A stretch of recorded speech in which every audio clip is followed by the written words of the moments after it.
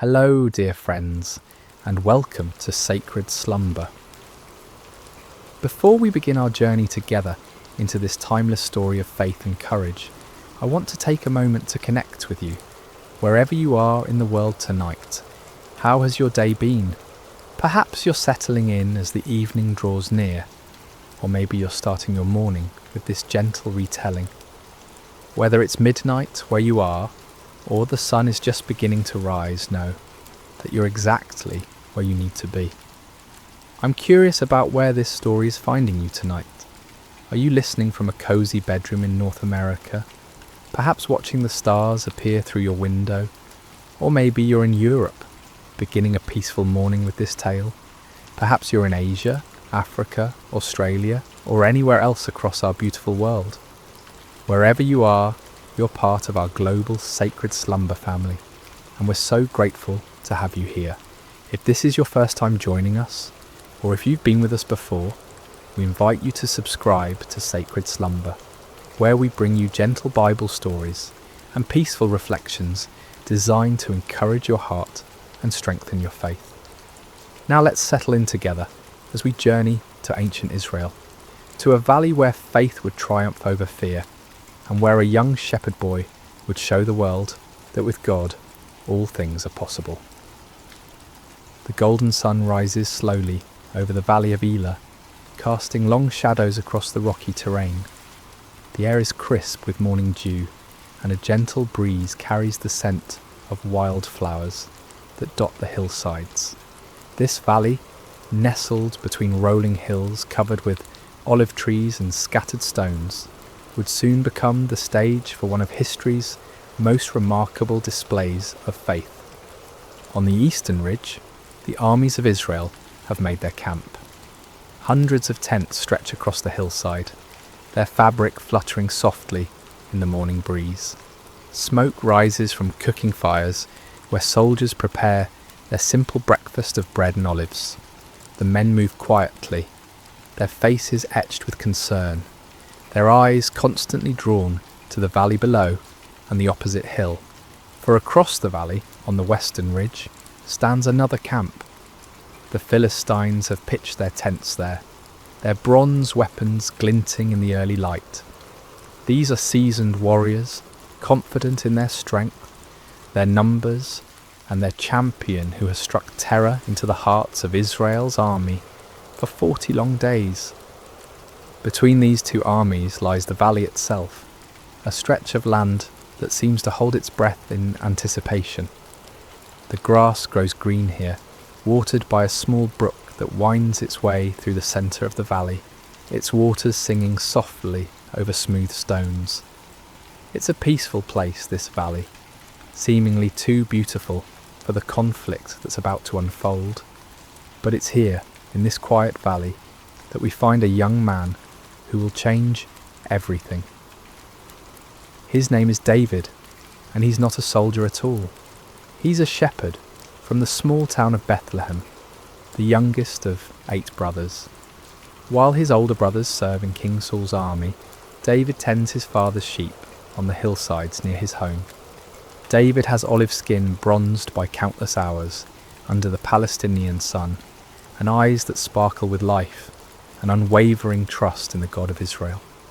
His hands, though young, are strong from years of guiding sheep, playing his harp and practicing with his simple shepherd's sling. He's small in stature compared to the warriors in both camps, but there's something different about David, something that sets him apart. It's not his size or his strength, but the quiet confidence that comes from knowing that the God who created the heavens and earth is also the God who watches over him as he watches over his sheep. As the sun climbs higher, painting the valley in shades of gold and amber, a stirring begins in both camps. The day's challenge is about to begin, and David, though he doesn't know it yet, is about to step into a moment that will echo through eternity. For 39 days, the same terrifying scene has played out in the valley of Elah. As the morning sun reaches its full strength, a massive figure emerges from the Philistine camp and strides down the hillside toward the valley floor. This is Goliath of Gath, and he is a sight that would make even the bravest heart tremble. Standing nearly 10 feet tall, Goliath is a giant among men. His frame is muscular and imposing, built like a fortress of flesh and bone. His bronze helmet catches the sunlight, and his scale armour gleams like the surface of a deep, dark sea. Each scale of his armour has been carefully crafted, overlapping like fish scales, to create an almost impenetrable defence. The armour alone weighs more than many men could carry, yet Goliath wears it as easily as another man might wear a simple tunic. In his massive hand he carries a spear, whose iron point is as large as a weaver's rod, and whose shaft is thick as a small tree. On his back hangs a bronze sword, and his legs are protected by bronze greaves that shine like mirrors. Walking before him is his armour-bearer, a man who would be considered large in any other company, but appears almost childlike next to his champion. As Goliath reaches the centre of the valley, near the gently flowing brook, he stops and turns to face the Israelite camp on the eastern hill. Then, in a voice that booms across the valley like thunder, he issues his daily challenge. "Why do you come out and line up for battle?" His voice echoes off the hillsides, causing birds to take flight from the olive trees. "Am I not a Philistine, and are you not the servants of Saul? Choose a man and have him come down to me. If he is able to fight and kill me, we will become your subjects. But if I overcome him and kill him, you will become our subjects and serve us." He pauses, letting his words sink in, and then continues with a sneer that the Israelite soldiers can hear even from their distant positions. "This day I defy the armies of Israel. Give me a man and let us fight each other." The challenge hangs in the morning air like a dark cloud. On the hillside, King Saul's army shifts nervously. These are not cowards, these soldiers of Israel. They are men who have fought battles and defended their homeland with courage. But Goliath represents something beyond normal warfare. He is not just a man. He seems like a force of nature, an unstoppable mountain of bronze and flesh. Among the Israelite ranks are 3 brothers, Eliab, Abinadab, and Shammah, sons of Jesse from Bethlehem. They stand with their fellow soldiers, feeling the same chill of fear that grips every man present. They've heard stories of giants in the land, descendants of the Anakim, who struck terror in the hearts of their forefathers. But seeing Goliath is different from hearing stories. His very presence seems to drain the courage from their hearts. King Saul himself, who stands head and shoulders above most men, feels small in comparison to this Philistine champion. The king who once stood fearlessly against Israel's enemies now finds himself at a loss. He has offered great rewards to any man who will face Goliath, riches beyond measure, his own daughter in marriage, and exemption from taxes for the victor's family. But for 39 days, no man has stepped forward. As Goliath's voice fades across the valley, an oppressive silence settles over both camps. The Philistines are confident, almost jovial in their certainty. Their champion is invincible, and they know it. Soon all of Israel will bow before their might. But in the Israelite camp, fear has taken root like a poisonous vine. With each passing day, with each repeated challenge, that fear grows stronger. The soldiers begin to whisper among themselves. Some wonder if they should retreat. Others question whether God has abandoned them. The shadow of one man, one giant, is darkening the faith of an entire nation. Yet God, who sees all things, who knows the end from the beginning, has already prepared an answer to this seemingly impossible challenge. And that answer is not a mighty warrior or a skilled general. It's a young shepherd boy who at this very moment is walking the dusty roads that lead to the valley of Elah, carrying nothing more threatening than food for his brothers and cheese for their commander. As the day progresses and Goliath returns to his camp with another unchallenged victory, the stage is being set for an encounter that will demonstrate, once and for all, that the battle belongs not to the strong, but to the Lord. The morning sun is climbing higher when David crests the hill overlooking the valley of Elah. He's been walking since before dawn, carrying a heavy pack filled with roasted grain and 10 loaves of fresh bread for his brothers and 10 cuts of cheese for their unit commander. His father Jesse, concerned about his son serving in King Saul's army, has sent David to check on them and bring them provisions. As David approaches the Israelite camp, he can hear the familiar sounds of an army preparing for battle. The clank of bronze armour, the scraping of swords being sharpened, and the low murmur of soldiers' voices. But there's something else in the air, something David can sense even before he understands it. There's a tension here, a fear that seems to hang over the camp like morning fog. David makes his way through the camp, asking for directions to find his brothers. The soldiers he passes look weary, their faces drawn with anxiety. Some pace nervously, others sit quietly, staring toward the valley. This is not what David expected to find. Where is the courage of Israel's army? Where is the confidence that should come from serving the God who delivered them from Egypt and gave them this promised land? Finally, David spots his brothers among their unit, and his face brightens with joy. He hurries toward them, his pack bouncing on his shoulders, but as he greets Eliab, Abinadab, and Shammah, he notices that they too carry the same haunted expression as the other soldiers. "Father sent provisions," David says warmly, beginning to unpack the food. "He's been worried about you and wanted to make sure you have enough to eat." But before his brothers can respond fully to his greeting, a sound begins to build from across the valley. It starts as a low rumble and grows into the unmistakable boom of Goliath's voice.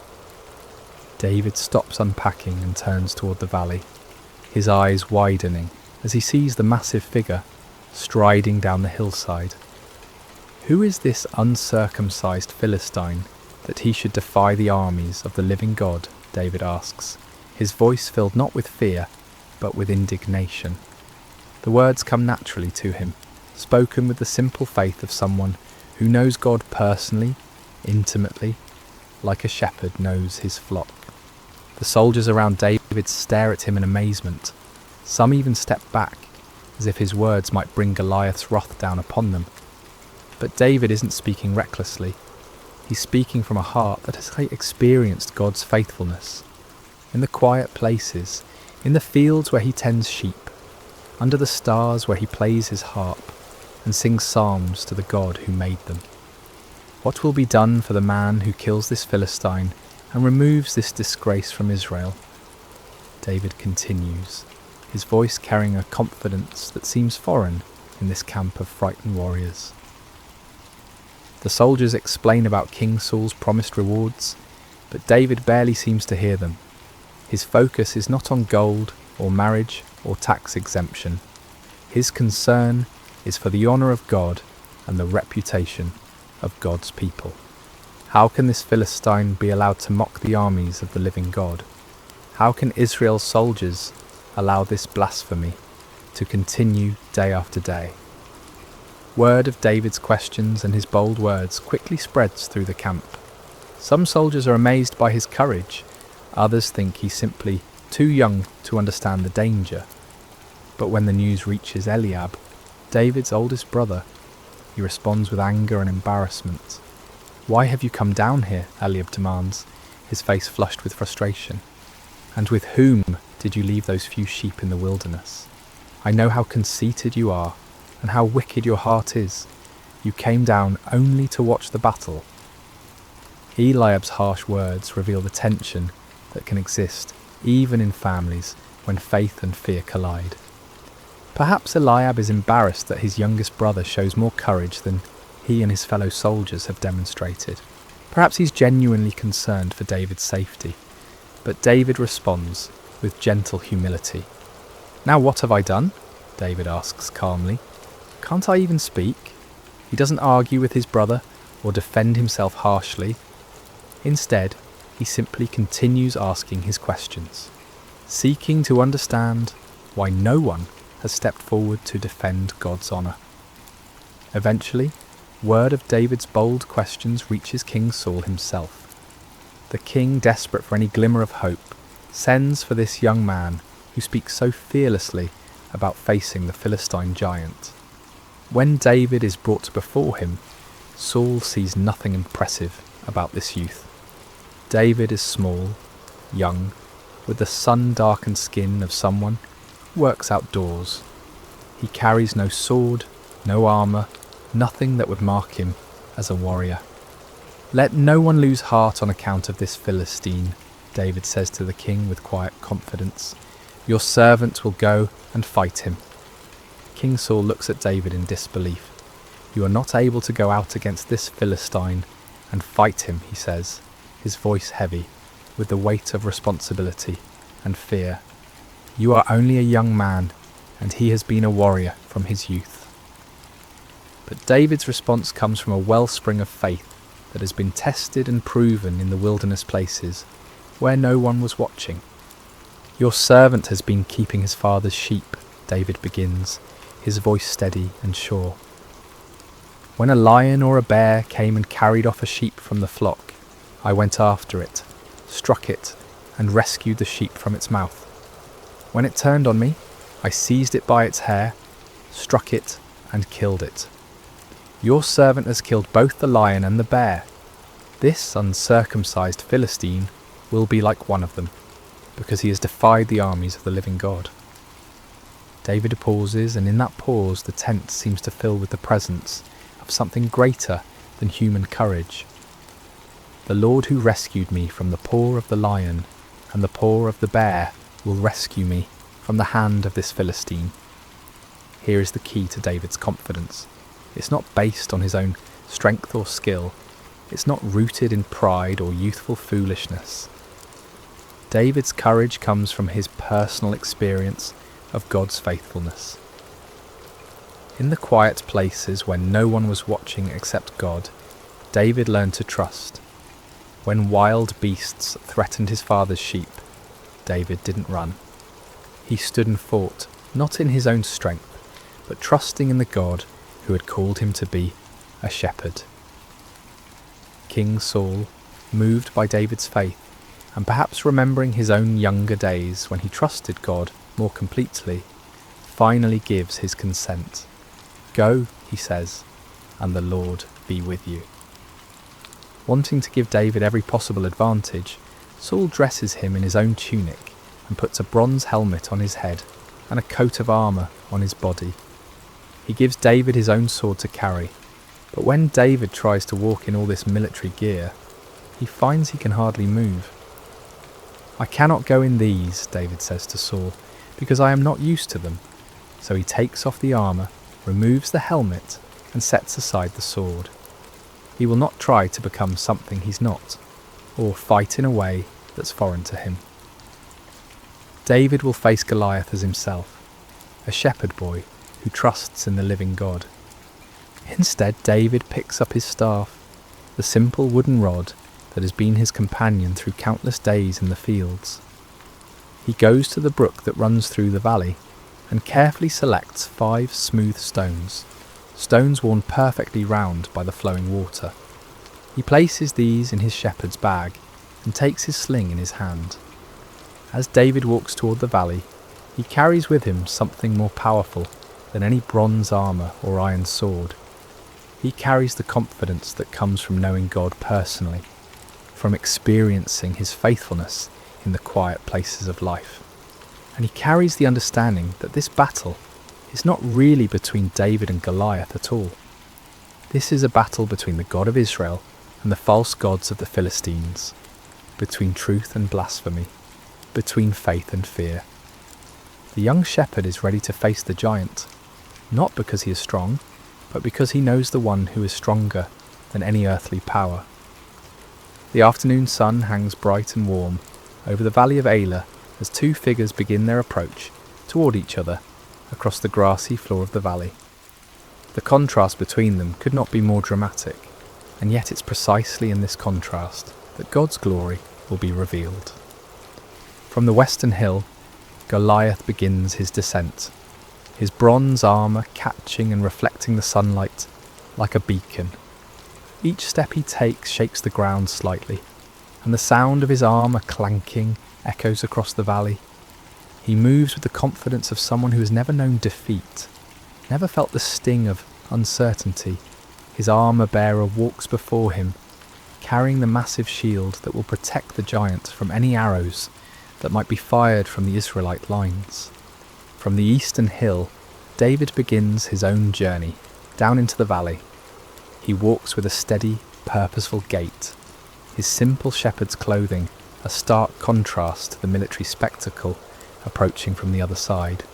In one hand he carries his staff, worn smooth by years of use. In the other, he holds his sling, a simple leather pouch attached to 2 cords, the kind of weapon that shepherds have used for generations to protect their flocks from predators. Behind David on the hillside, the entire Israelite army watches in stunned silence. Thousands of seasoned warriors stand motionless, their eyes fixed on the small figure walking steadily towards certain death. Some of them pray silently, asking God to protect this brave boy. Others shake their heads in disbelief at what they perceive as pointless sacrifice. King Saul watches from his position among his officers, his heart heavy with the responsibility for sending a youth to face a giant. On the opposite hill, the Philistine army watches with amusement and anticipation. They point at David and laugh among themselves, joking about how quickly their champion will dispatch this boy. Some of them are already making plans for the victory celebration they'll hold after Israel surrenders, as surely they must, after witnessing their champion's inevitable defeat. But as David walks down the hillside, his heart is neither fearful nor boastful. Instead, it's filled with a quiet confidence that comes from knowing he is not walking into this valley alone. The same God who helped him rescue sheep from the mouths of lions and bears is with him now. The same God who has been his shepherd will be his strength.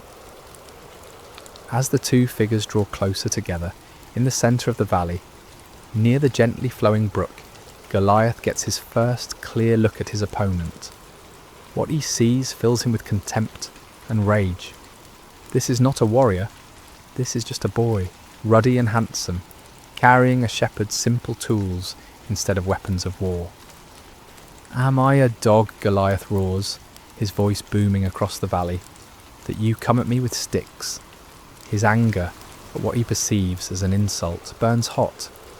He expected Israel to send their greatest warrior, someone worthy of his attention. Instead, they've sent a child. Goliath continues his verbal assault, his voice carrying clearly to both armies. "Come here, and I'll give your flesh to the birds and the wild animals." The threat hangs in the air like the cry of a predator, and even some of the Philistine soldiers feel a chill at the cruelty in their champion's voice. But David, standing in the valley with the afternoon sun behind him, casting his shadow long across the grass, remains unshaken. When he speaks, his voice carries clearly across the valley, and every word is heard by both armies. "You come against me with sword and spear and javelin," David calls out, his young voice strong and clear, "but I come against you in the name of the Lord Almighty, the God of the armies of Israel, whom you have defied." The words echo across the valley like a bell ringing, clear and pure and full of power. David continues, and as he speaks, something changes in the atmosphere of the valley. The mocking laughter from the Philistine hill begins to fade. On the Israelite side, soldiers lean forward, straining to hear every word. "This day the Lord will deliver you into my hands, and I'll strike you down and cut off your head. This very day I will give the carcasses of the Philistine army to the birds and the wild animals, and the whole world will know that there is a God in Israel. All those gathered here will know that it is not by sword or spear that the Lord saves. For the battle is the Lord's, and he will give all of you into our hands." David's words ring with prophetic power and absolute certainty. He's not boasting in his own strength or skill. Instead, he's making a declaration of faith, a public testimony to the power and faithfulness of the God of Israel. This battle, David understands, is not ultimately about military might or human courage. It's about the honour of God and the revelation of his power to both Israel and the surrounding nations. Goliath, enraged by what he sees as blasphemous arrogance from a mere boy, begins moving quickly toward David, his massive frame covering the ground with surprising speed. His armour clanks and his weapons gleam as he bears down on his small opponent like an avalanche of bronze and iron. But David doesn't flee. Instead, he runs toward Goliath, closing the distance between them with swift, determined steps. As he runs, he reaches into his shepherd's bag and takes out one of the smooth stones he selected from the brook. With practiced ease, born of countless hours protecting sheep, he places the stone in his sling. The sling is not a child's toy, though it may appear simple. In the hands of a skilled shepherd, it's a precision weapon capable of tremendous force. David has used his sling to drive off wolves and bears, to guide wandering sheep, and to strike targets with accuracy at considerable distances. Now as he runs toward Goliath, all those years of practice culminate in this single, crucial moment. With fluid motion, perfected through countless repetitions, David begins to swing the sling around his head, building momentum. The leather pouch whispers through the air as it spins, faster and faster. Goliath, seeing David's movement, may have raised his shield or adjusted his position, but his great size, which has always been his advantage, now works against him. He cannot change direction quickly, cannot dodge with the agility of a smaller man. At the perfect moment, when the geometry of angle and distance and momentum align exactly right, David releases one of the cords. The stone flies from the sling like an arrow, swift and straight and true, guided by skill and powered by faith. The stone strikes Goliath in the centre of his forehead, at the one spot where his bronze helmet doesn't protect him, with tremendous force. The sound of impact echoes across the valley like the crack of thunder. For a moment time seems suspended. The giant warrior, seemingly invincible in his bronze armour, stands motionless. Then, like a great tree falling in the forest, Goliath topples forward and crashes to the ground. The earth trembles under the impact of his massive frame. His weapons clatter beside him, his armour scrapes against the stones, and then there is silence. David runs to where Goliath lies and stands over the fallen giant. Finding no sword of his own, David draws Goliath's own massive sword from its sheath, and with effort befitting his size, uses it to cut off the giant's head, fulfilling his prophecy exactly as he had spoken it. Then David lifts Goliath's head high above his own, and his voice rings out across the valley one more time, "The battle is the Lord's." The silence that follows is profound and complete, broken only by the gentle sound of the brook flowing peacefully through the valley, washing the smooth stones that remain in David's shepherd's bag. The sight of their fallen champion creates an immediate and dramatic transformation in both armies.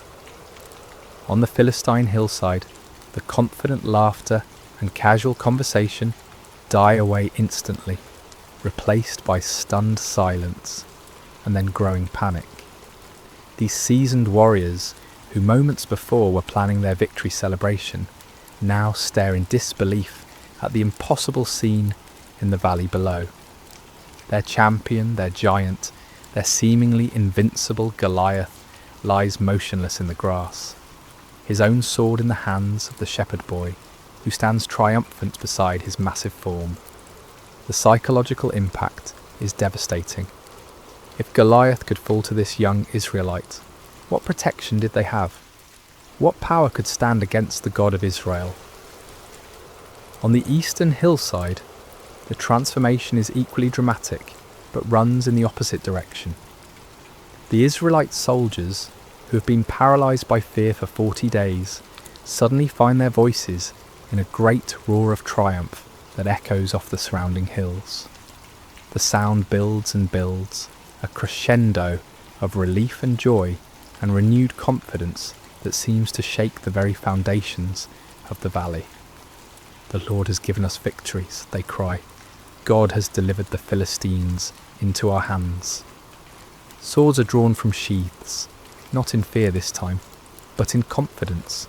Spears are raised high, and the entire army begins to surge down the hillside like a mighty river breaking through a dam.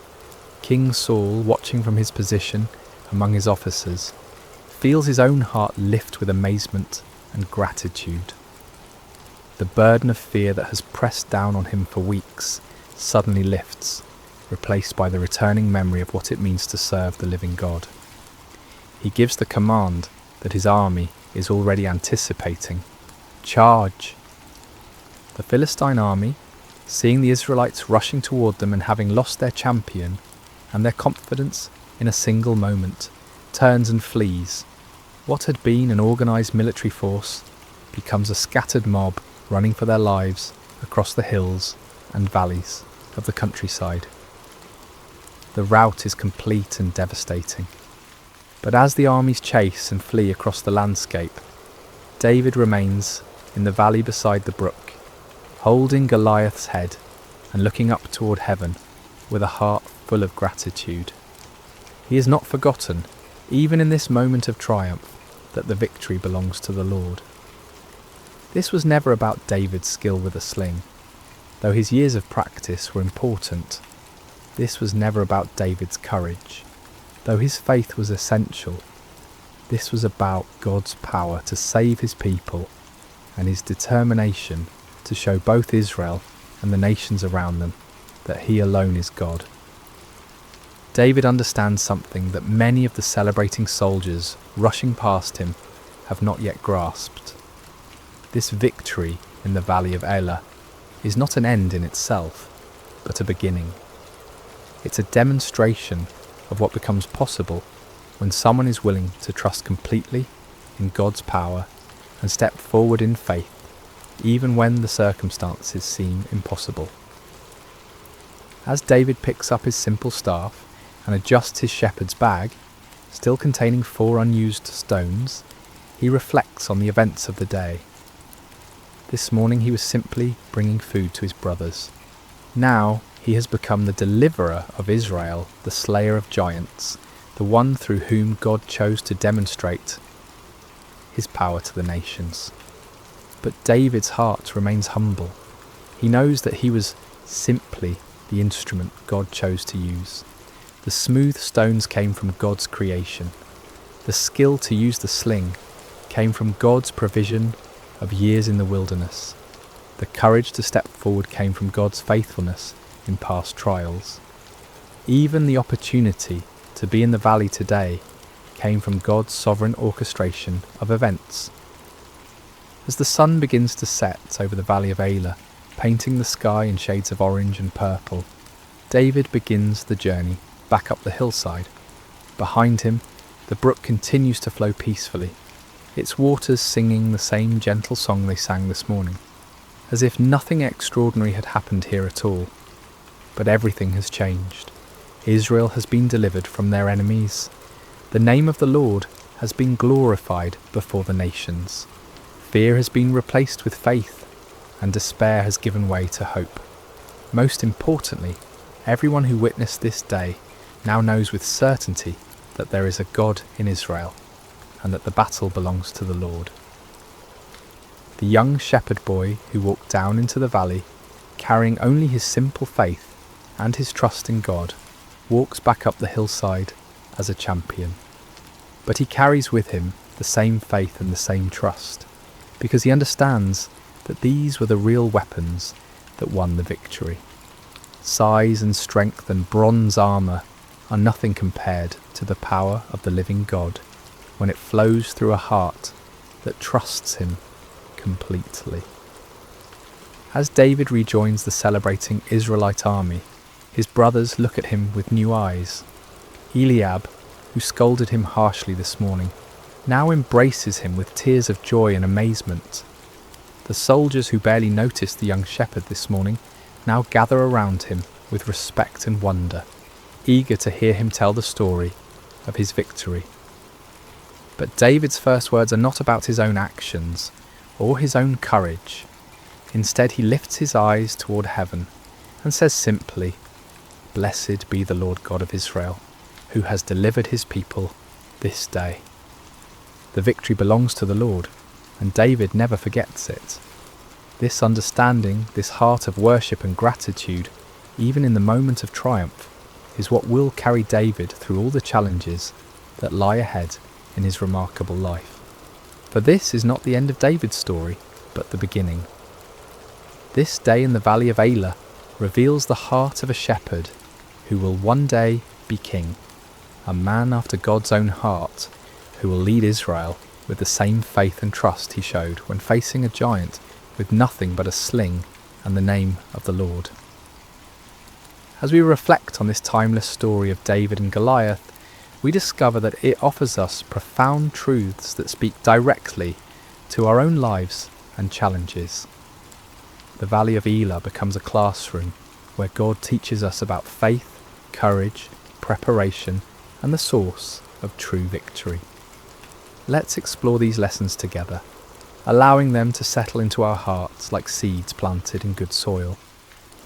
One of the most striking aspects of David's story is how thoroughly unlikely he seems as a champion. When the prophet Samuel came to Jesse's house to anoint the next king of Israel, Jesse didn't even bother to call David in from the fields at first. David was the youngest, the smallest, the one everyone overlooked. Even his own brothers saw him as insignificant, more of an annoyance than a hero. Yet God specifically chose this overlooked shepherd boy to accomplish what none of Israel's mighty warriors dared attempt. This pattern runs throughout Scripture and continues in our world today. God delights in using people the world considers insignificant to accomplish his greatest purposes. He chooses the weak to shame the strong, the foolish to confound the wise, the humble to teach the proud. This truth offers tremendous encouragement to anyone who has ever felt overlooked, undervalued, or insignificant. Perhaps you feel too young, too old, too inexperienced, or too ordinary to make a difference. Perhaps others have dismissed your dreams or minimized your contributions. If so, you're in excellent company. Moses felt too inadequate to speak for God. Gideon felt too weak to lead an army. Esther felt too powerless to influence a king. Mary felt too young to bear the Messiah. But God sees what others miss. He looks at the heart while others focus on outward appearances. He values faithfulness over fame, character over credentials, availability over ability. When you feel small in the eyes of the world, remember that you serve a God who specializes in doing extraordinary things through ordinary people who trust him completely. The key is not to become someone else, but to offer who you already are to God with complete surrender. David didn't try to become a traditional warrior. He remained a shepherd who trusted God. Your background, your personality, your unique experiences and perspective are not accidents. They are part of God's preparation for the work he has planned for you. David's courage in facing Goliath didn't appear suddenly on the day of battle. It was forged over years of faithful service in places where no one was watching except God. While tending his father's sheep in the wilderness, David faced lions and bears that threatened the flock. In those lonely, dangerous moments, with no audience to impress and no recognition to gain, David learned to depend completely on God's strength. These wilderness experiences became David's training ground. Each time he trusted God to help him protect the sheep, his faith grew stronger. Each time he saw God's faithfulness in the small things, his confidence in God's power increased. By the time he faced Goliath, David had a history with God, a track record of divine assistance that gave him unshakable confidence.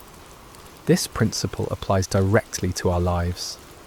The character we develop in private, the faithfulness we demonstrate when no one is watching, the trust we build through small challenges prepare us for the larger battles we'll face later.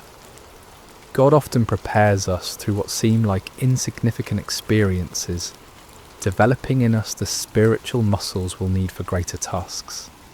Perhaps you're in a season of quiet preparation right now. Maybe you're in a job that feels unimportant, dealing with challenges that seem mundane, or serving in ways that go unnoticed. Don't despise these experiences. See them as God's training ground, places where you can learn to trust Him completely without the pressure of public attention. Every act of faithfulness in small things builds spiritual strength. Every time you choose to trust God rather than worry, you're developing the faith muscles you'll need for larger challenges. Every moment you spend in prayer, study and worship during the ordinary days creates the spiritual foundation that will hold firm when storms come. David's Psalms reflect a man who knew God intimately through countless hours of communion in the wilderness.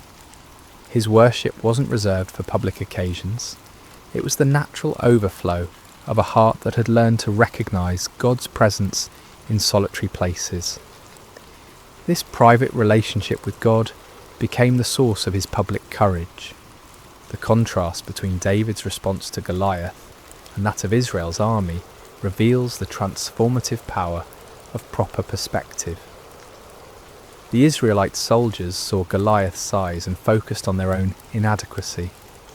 They measured themselves against the giant and found themselves wanting. Fear paralyzed them because they were looking at the problem instead of at God. David saw the same giant but responded completely differently. Instead of focusing on Goliath's size, David focused on God's greatness. Instead of measuring himself against the Philistine champion, he remembered God's faithfulness in past challenges. Most importantly, David saw this confrontation not as David versus Goliath, but as the God of Israel versus the false gods of the Philistines. This shift in perspective made all the difference. When we focus on our problems, they appear insurmountable. When we focus on God, our problems find their proper proportion. The same challenge that paralyzes us with fear can become an opportunity to witness God's power when we view it through the lens of faith. Your Goliath may not be a 9-foot giant in bronze armour, but it's probably just as real and just as intimidating. It might be a health diagnosis that fills you with dread, a financial crisis that keeps you awake at night, a broken relationship that seems beyond repair, or a dream that feels impossible to achieve. Whatever giant you're facing, the same God who empowered David is available to you today. The key is learning to see your challenges through God's eyes rather than your own. When you focus on how big your problems are, they grow larger in your mind, and your faith shrinks. But when you focus on how big your God is, your problems find their proper place, and your faith grows stronger. Faith doesn't mean pretending problems don't exist or minimizing real challenges. David didn't pretend Goliath was small. He acknowledged the giant's formidable appearance and weapons. But faith means recognizing that God is greater than any challenge we face, and that his power is available to those who trust him completely. Perhaps the most important lesson from David's story is his understanding that victory belongs to God alone. David never claimed credit for defeating Goliath. He never boasted about his skill with a sling or his courage in facing the giant.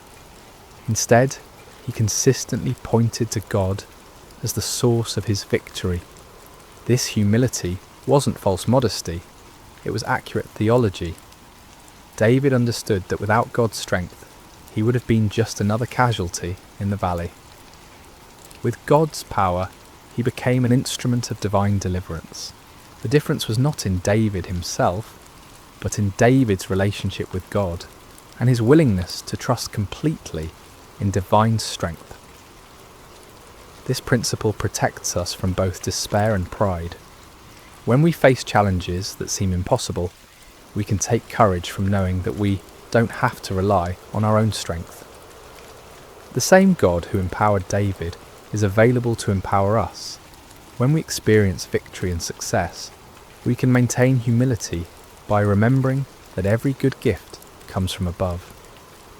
Recognizing that victory belongs to the Lord also frees us from the crushing pressure of trying to achieve success through our own efforts alone. We can work diligently, prepare thoroughly, and act courageously, but we do so knowing that ultimate success depends on God's blessing and power. This perspective brings both peace in the struggle and gratitude in the victory. As we conclude our time together in the valley of Elah, I want you to imagine yourself standing where David stood. The sun is setting behind you, casting long shadows across the grass. In front of you lies whatever giant has been challenging your faith, threatening your peace, or blocking your path forward. Your Goliath might be fear itself, that persistent anxiety that whispers lies about your future and your security. It might be doubt that questions God's goodness when life becomes difficult. Perhaps it's a pattern of sin that seems too strong to break, a relationship that appears too damaged to heal, or a dream that feels too big to pursue. Maybe your giant is loneliness that echoes in empty rooms and quiet evenings, or it could be anger that burns hot and destroys relationships. Perhaps it's despair that covers your days like a dark cloud, making it hard to see hope or purpose. Whatever giant you're facing, remember David's words, "I come against you in the name of the Lord Almighty." You don't have to face your challenges alone. You don't have to rely solely on your own strength, wisdom, or resources. The same God who empowered a shepherd boy to defeat a giant warrior is present with you today.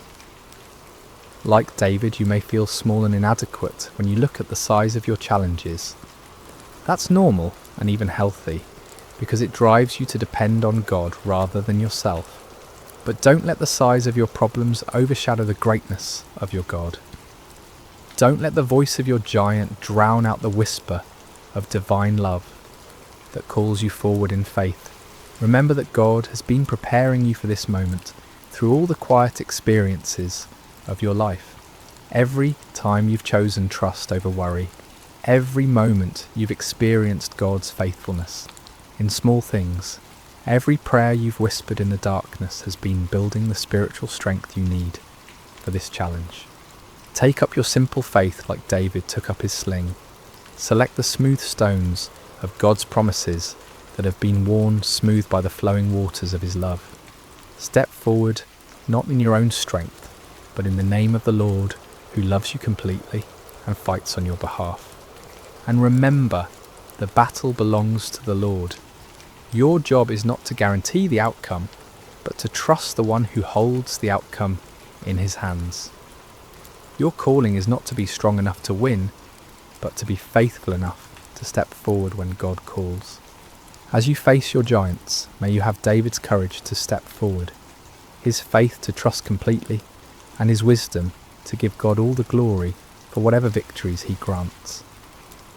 May you discover, as David did, that with God all things are possible, and that no giant is too large for the power of divine love. Let us pray together. Heavenly Father, we thank you for the story of David and Goliath, which reminds us that you delight in using ordinary people to accomplish extraordinary things. Help us to see our challenges through your eyes rather than our own fears. Give us David's courage to step forward when you call, his faith to trust in your power rather than our own strength, and his humility to give you glory for every victory. We place our giants before you today, Lord, whatever form they may take in our lives. We acknowledge that we cannot defeat them in our own strength, but we trust in your power to deliver us. Use our weaknesses to display your strength, our fears to showcase your faithfulness, and our victories to bring glory to your name. Help us to be faithful in the quiet places of preparation, knowing that you are building in us the character and faith we'll need for the challenges ahead. May we never forget that the battle belongs to you, and may we always be quick to give you praise for your goodness and mercy in our lives. In the name of Jesus, our Good Shepherd and mighty champion, we pray. Amen. Sleep well, dear friends, knowing that the same God who was with David in the valley is with you wherever your journey leads. May his peace guard your hearts and minds, and may you wake tomorrow with renewed faith to face whatever giants await. Until we meet again in another story, may God's love surround you like a shepherd's care, and may his strength be your portion in every season. Thank you for joining us at Sacred Slumber, where every story reminds us that we are deeply loved. Picture this: a young widow standing at a crossroads, dust swirling around her feet as she faces the most important decision of her life. Behind her lies everything familiar: her homeland, her people, her gods. Ahead stretches an uncertain path toward a foreign land with a grieving mother-in-law who has nothing left to offer but heartache. Most would choose the safety of the familiar.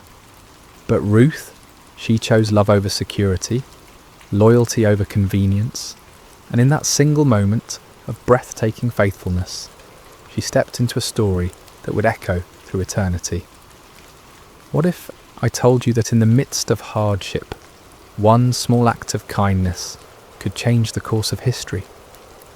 The Book of Ruth isn't just another ancient tale gathering dust on library shelves. It's a masterpiece of hope, painted against the darkest canvas of human loss. This isn't a story of mighty warriors or thundering prophets. There are no plagues here, no walls crumbling at the sound of trumpets. Instead, we find something far more profound: the quiet power of unwavering devotion and the gentle hand of divine providence working through ordinary people making extraordinary choices. In a world that often celebrates the loud and flashy, Ruth's story whispers a different truth. It tells us that loyalty can triumph over loss, that kindness can overcome cruelty, and that sometimes the most powerful force in the universe isn't found in earthquake or fire, but in the still, small voice of love, choosing to stay when everything else falls apart. This is a tale of hope, peace, and God's gentle provision. A story that begins with death and ends with life, starts with emptiness and concludes with abundance, opens with despair and closes with joy so profound it reverberates through generations. The beauty of Ruth's narrative lies not in its complexity, but in its simplicity. It's a story anyone can understand because it touches the universal human experiences of loss, love, loyalty, and redemption. Yet beneath this surface simplicity runs a current so deep it connects the heart of ancient Moab to the throne of David, and ultimately to a manger in Bethlehem, where another story of divine love would unfold centuries later. The story begins not with triumph, but with tragedy. Not in the promised land, but in foreign territory. Naomi, whose name ironically means pleasant, finds herself in the bitter reality of compound grief that would break most spirits entirely. She had left Bethlehem during a famine with her husband Elimelech and their 2 sons, Mahlon and Chilion, seeking survival in Moab, a land that was both geographically close to Israel and spiritually distant from its God. What started as a temporary sojourn became permanent residence when Elimelech died, leaving Naomi a widow in a foreign land. In ancient times, widowhood wasn't just a personal tragedy, it was an economic and social death sentence. Women had little legal standing, no inheritance rights, and depended entirely on male relatives for protection and provision. Yet Naomi found a glimmer of hope when her sons married Moabite women, Orpah and Ruth.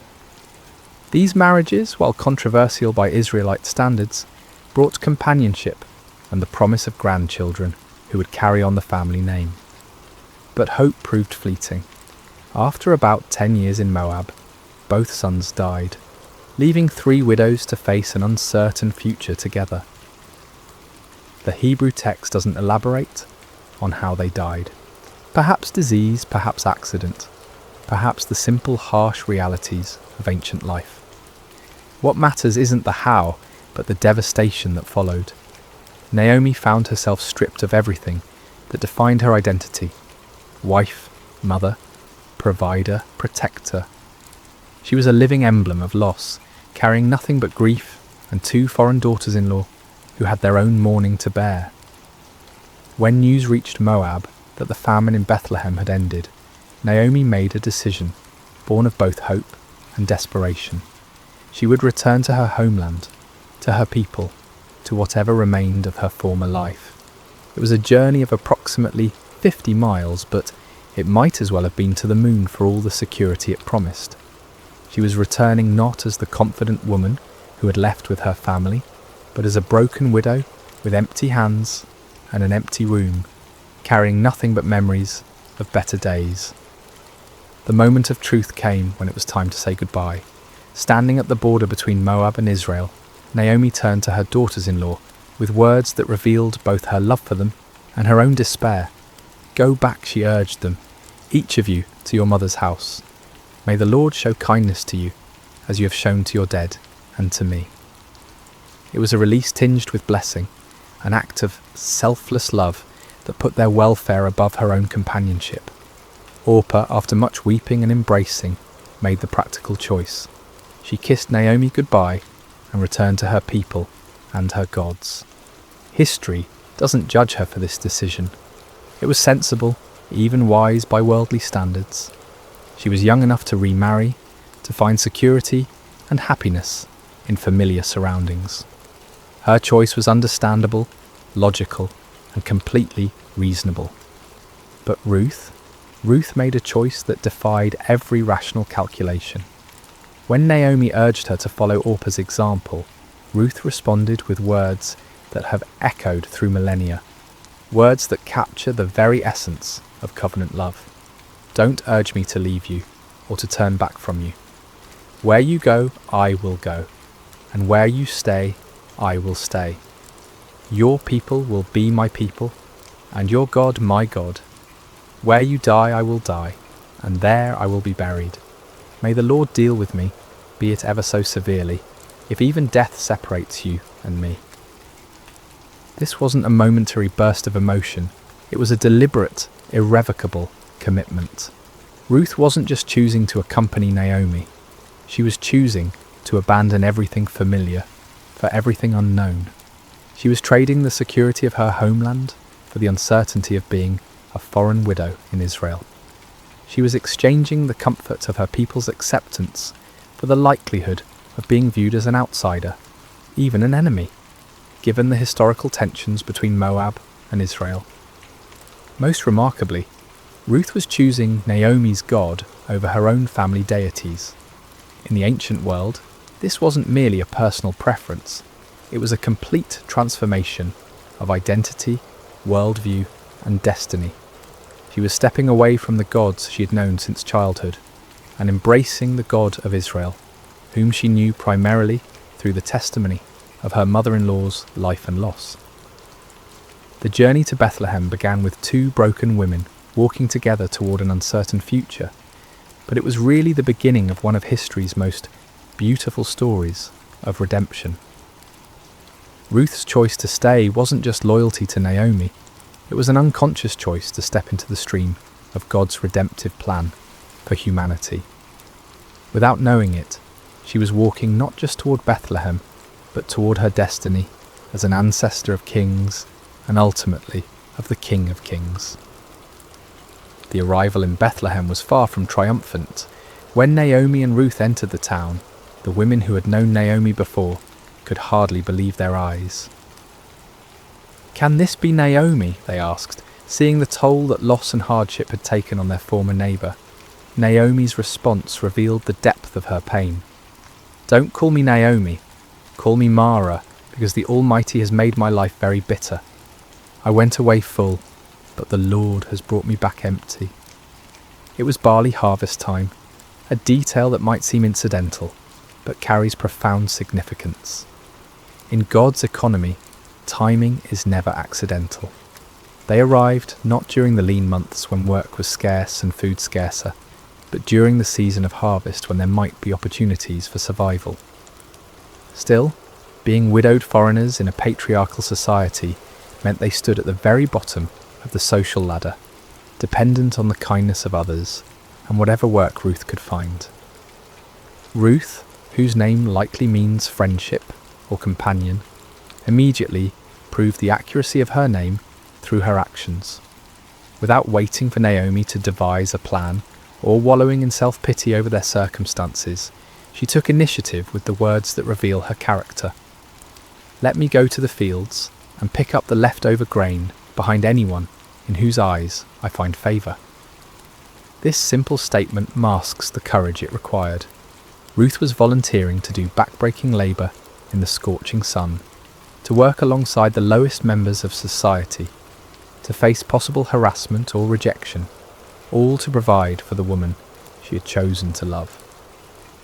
Gleaning was God's provision for the poor, embedded in the law of Moses as a safety net for society's most vulnerable. Landowners were commanded not to harvest to the very edges of their fields and not to go back for grain that was dropped or missed. This leftover grain could be gathered by widows, orphans and foreigners, the three groups most at risk in ancient society. It was honest work, but humble work, requiring long hours bent over in the heat, gathering grain stalk by stalk, hoping for enough to make a small meal. The providential nature of Ruth's story becomes apparent in the simple phrase, "as it turned out." She happened to find herself working in a field belonging to Boaz, a prominent man from Elimelech's clan. But in God's story, there are no coincidences, only the invisible hand of providence, orchestrating circumstances for purposes beyond human understanding. Boaz first noticed Ruth through his foreman's report. When he asked about the young woman working diligently in his field, he learned her identity. She is the Moabite who came back from Moab with Naomi. That description carried weight. Moabites were not generally welcomed in Israelite society. They were descendants of Lot through an incestuous relationship, and their nation had historically been hostile to Israel. For Ruth to be identified first by her nationality rather than her name suggests the social barriers she faced. Yet when Boaz observed Ruth personally, he saw beyond her foreign origins to her character. He watched her work with steady dedication, saw her respectful interaction with his workers, and most importantly, he had heard of her kindness to Naomi. In a society that valued family loyalty above almost all other virtues, Ruth's devotion to her mother-in-law had become legendary. Word had spread throughout Bethlehem of the young Moabite woman who had abandoned everything to care for her husband's mother. Boaz's first words to Ruth were revolutionary for their kindness. "My daughter, listen to me. Don't go and glean in another field, and don't go away from here. Stay here with the women who work for me." He was offering her protection, stability, and dignity. In ancient times, young women working in fields were vulnerable to harassment and worse. By placing her under his personal protection and encouraging her to work alongside his regular female employees rather than as a desperate outsider, Boaz was treating Ruth not as a foreign charity case, but as a valued person worthy of respect. But his kindness went further. He instructed his workers to let her drink from their water jars when she was thirsty, in a time and place where clean water was precious. He told her to eat with his harvesting crew, sharing in the roasted grain and vinegar that sustained the workers. Most remarkably, he quietly instructed his harvesters to pull out some stalks for her from the bundles and leave them for her to pick up, and don't rebuke her." Ruth's response to this unexpected kindness reveals both her humility and her wisdom. She fell prostrate before Boaz, asking, "Why have I found such favour in your eyes that you notice me, a foreigner?" Her question acknowledges her outsider status while expressing genuine gratitude for treatment she neither expected nor felt she deserved. Boaz's answer illuminates the reputation Ruth had already built in Bethlehem. "I've been told all about what you have done for your mother-in-law since the death of your husband, how you left your father and mother and your homeland and came to live with a people you did not know before. May the Lord repay you for what you have done. May you be richly rewarded by the Lord, the God of Israel, under whose wings you have come to take refuge." These words are more than polite conversation. They're a blessing that recognises Ruth's choice to trust in Israel's God. The image of taking refuge under God's wings evokes the protective presence of the Almighty, like a bird sheltering its young. Boaz was acknowledging that Ruth's kindness to Naomi was really an act of faith, a stepping into the covenant community of Israel despite her foreign birth. That day Ruth gathered approximately an ephah of barley, about half a bushel, far more than a typical gleaner could hope to gather. When she returned home and showed Naomi her extraordinary harvest, along with the leftover food from the workers' meal, Naomi immediately recognised God's hand in these events. Her response, "Blessed be he by the Lord, whose kindness has not forsaken the living or the dead," reveals her growing awareness that their apparent coincidental encounter with Boaz was actually divine appointment. When Naomi learned that the field owner was Boaz, her excitement was palpable. "The man is our close relative," she explained to Ruth. "He is one of our kinsman redeemers." This wasn't just good news, it was the first glimpse of hope Naomi had felt since leaving Moab. The kinsman redeemer system was God's provision for protecting family lines and property. A close male relative had both the right and responsibility to buy back family land that had been sold due to poverty and to marry a widowed relative to preserve the family name and inheritance. Ruth continued working in Boaz's fields through both the barley and wheat harvests, likely a period of several months. Day after day, she laboured faithfully, building a reputation for diligence and integrity while gradually becoming part of the community. She was no longer just the Moabite woman, but Ruth, the devoted daughter-in-law whose character spoke louder than her foreign birth. During this time, a subtle transformation was taking place. Ruth was learning the ways of Israel, observing their customs, participating in their community life. She was also, unknowingly, becoming the object of Boaz's growing admiration and affection. Though significantly older than Ruth, Boaz found himself drawn not to her physical beauty, but to the beauty of her character, her loyalty, her faith, and her gentle strength. This season in the fields was more than economic survival. It was Ruth's integration into the covenant community of Israel and the beginning of a love story that would have implications far beyond the borders of Bethlehem.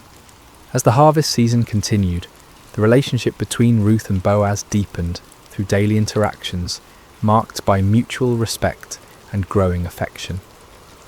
Boaz's kindness wasn't mere politeness, it was the recognition of extraordinary character in someone society might easily overlook.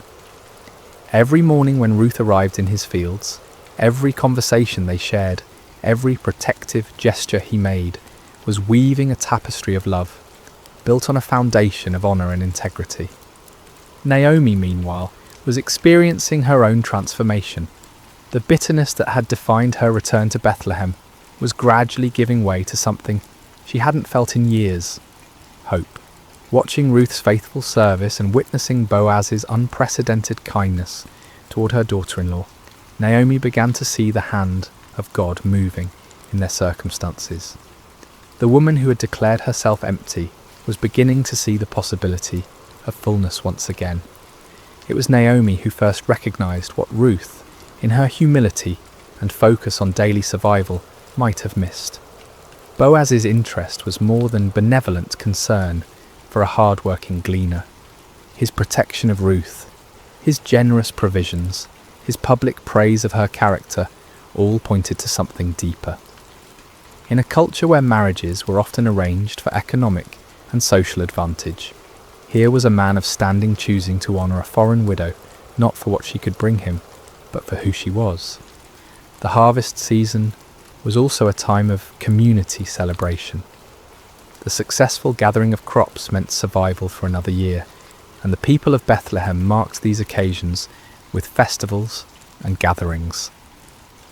During these celebrations, Ruth would have had opportunities to observe Israelite customs, to learn their songs and stories, to better understand the God she had chosen to follow.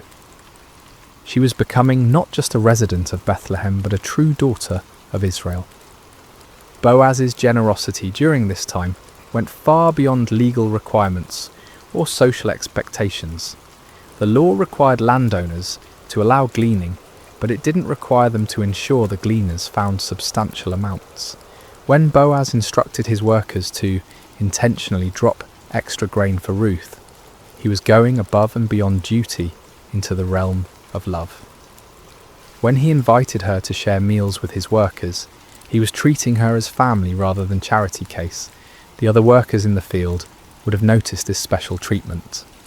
In small communities, nothing goes unobserved, and Boaz's obvious favour toward Ruth would have been the subject of much discussion.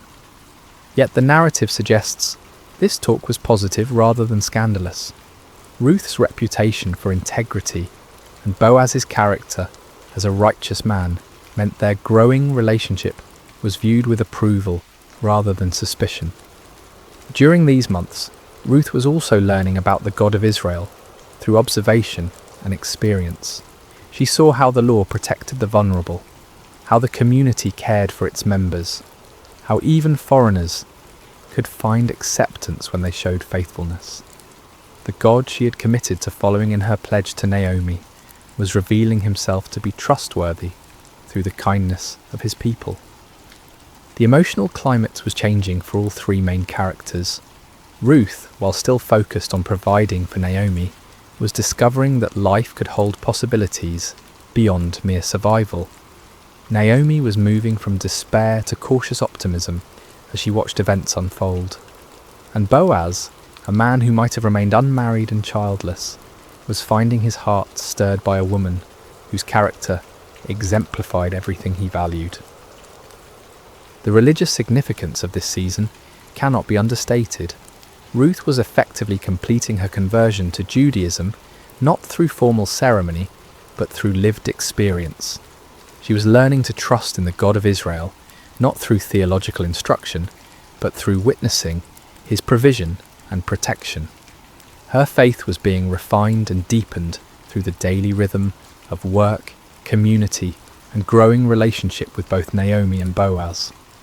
The harvest season was also a time when family relationships and inheritance rights became particularly relevant. With successful crops came discussions of land ownership, family obligations, and the duties of kinsman redeemers.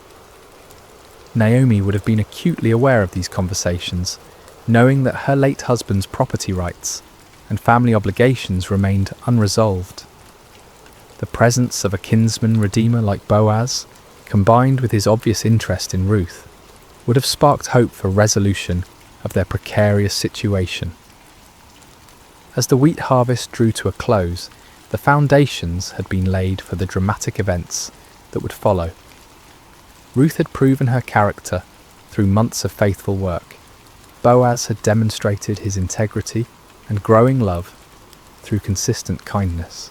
Naomi had moved from bitter resignation to hopeful planning. The community had accepted Ruth as one of their own, and God's providence had been orchestrating circumstances toward a conclusion that would provide redemption, love, and legacy for generations to come.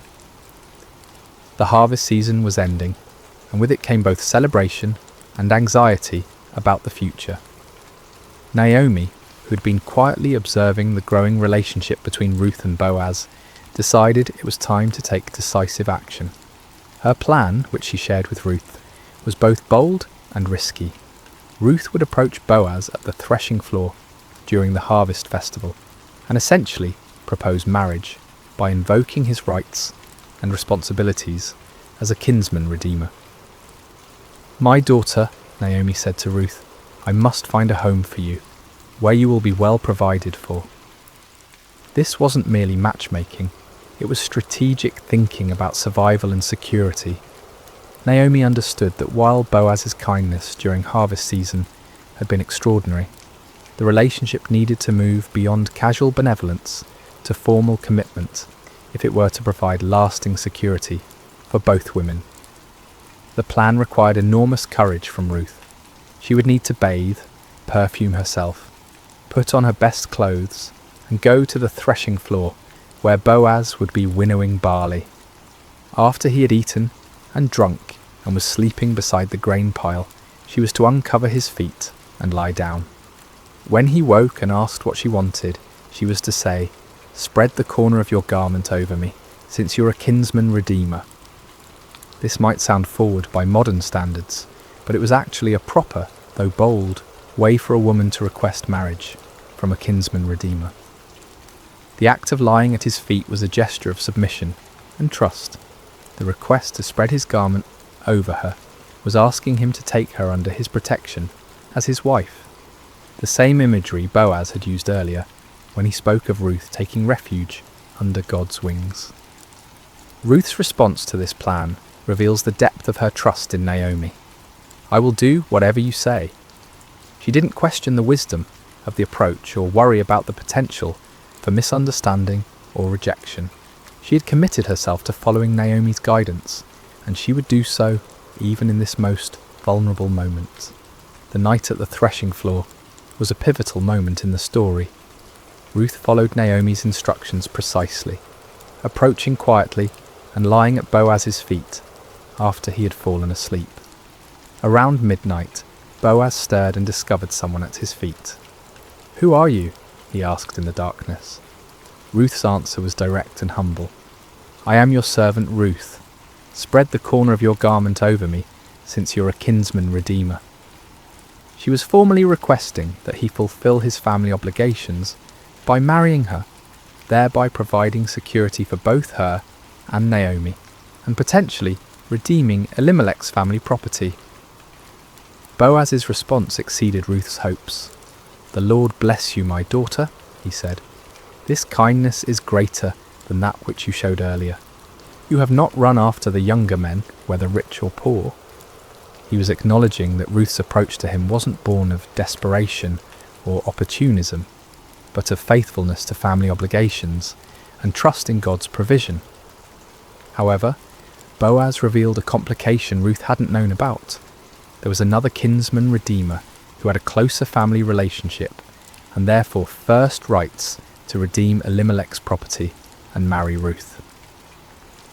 "Although it is true that I am near of kin," Boaz explained, "there is a kinsman redeemer nearer than I."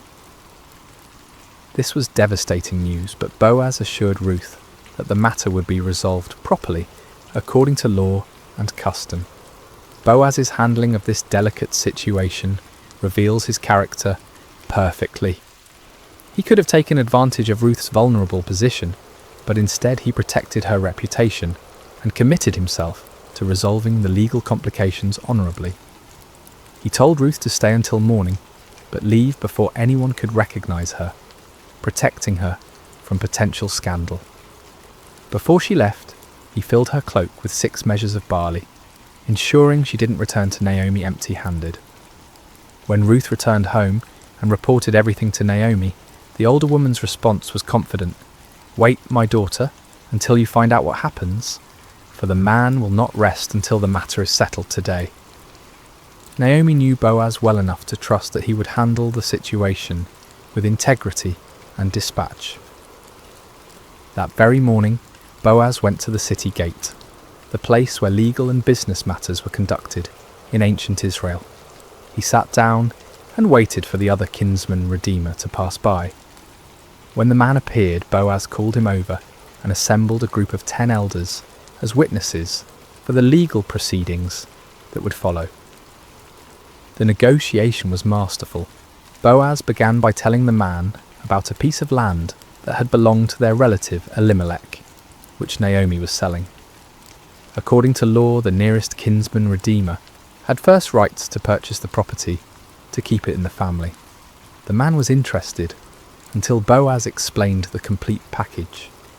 "On the day you buy the land from Naomi," Boaz said, "you also acquire Ruth the Moabite, the dead man's widow, in order to maintain the name of the dead with his property." This changed everything. Purchasing the land was one thing, but marrying Ruth meant taking responsibility for supporting her and Naomi, and any sons born to Ruth would inherit the redeemed property rather than being part of the Redeemer's own family line. The closer kinsman declined. "Then I cannot redeem it because I might endanger my own estate. You redeem it yourself. I cannot do it." His refusal, while disappointing for him personally, was providential for Ruth and Boaz.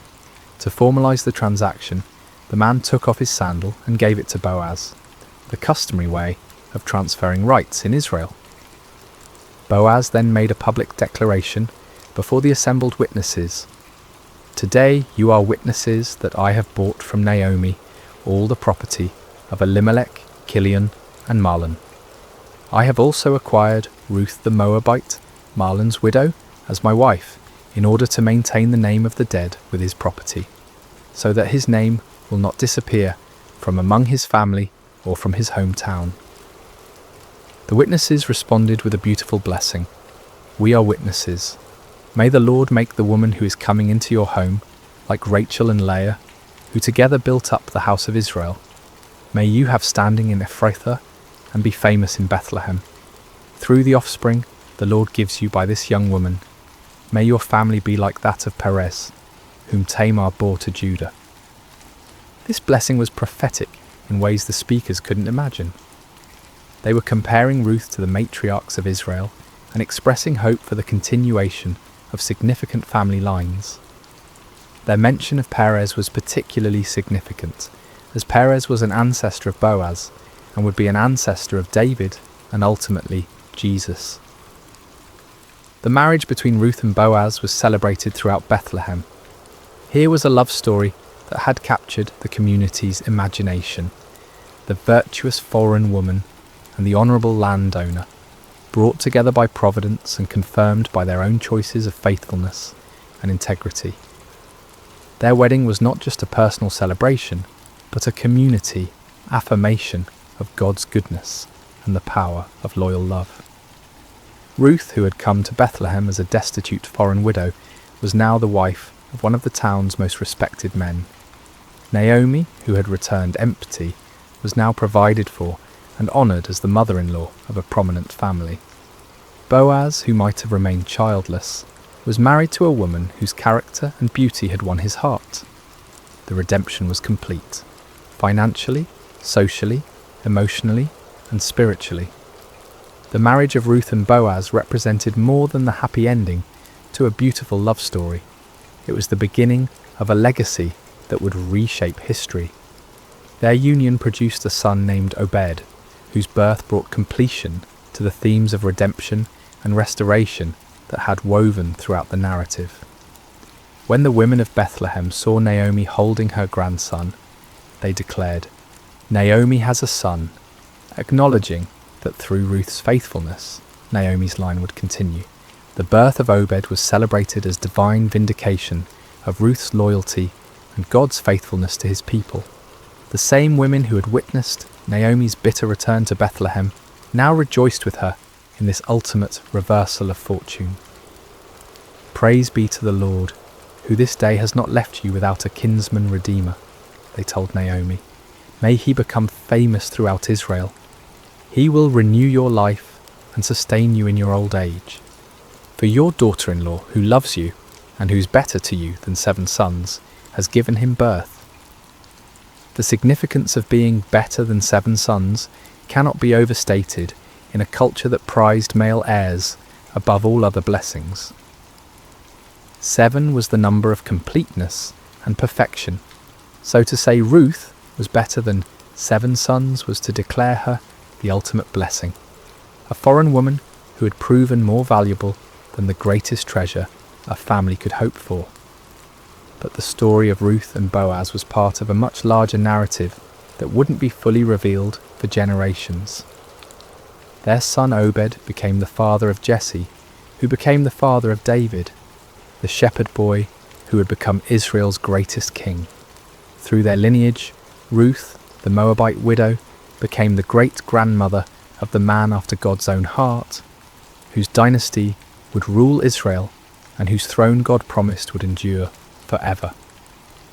The genealogy that concludes the book of Ruth traces the line from Perez, son of Judah and Tamar, through Boaz and Ruth to David, showing how Ruth's faithfulness became part of the messianic line.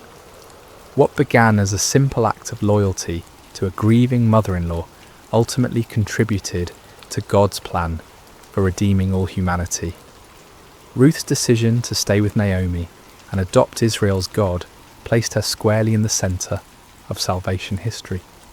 This foreign woman, who could have been excluded from the covenant community, instead became one of only 4 women mentioned in Matthew's genealogy of Jesus, along with Tamar, Rahab and Bathsheba. Each of these women had unusual circumstances that made their inclusion remarkable, but Ruth's story is particularly beautiful because it demonstrates how God's love extends beyond ethnic and national boundaries to embrace all who respond to him in faith. The legacy of Ruth extends beyond genealogy to the realm of character and faith. Her story became a teaching tool for generations of Israelites about the power of loyal love, the Hebrew concept of hesed that encompasses devotion, faithfulness, and sacrificial commitment. Ruth embodied hesed in her relationship with Naomi, and Boaz demonstrated it in his treatment of Ruth.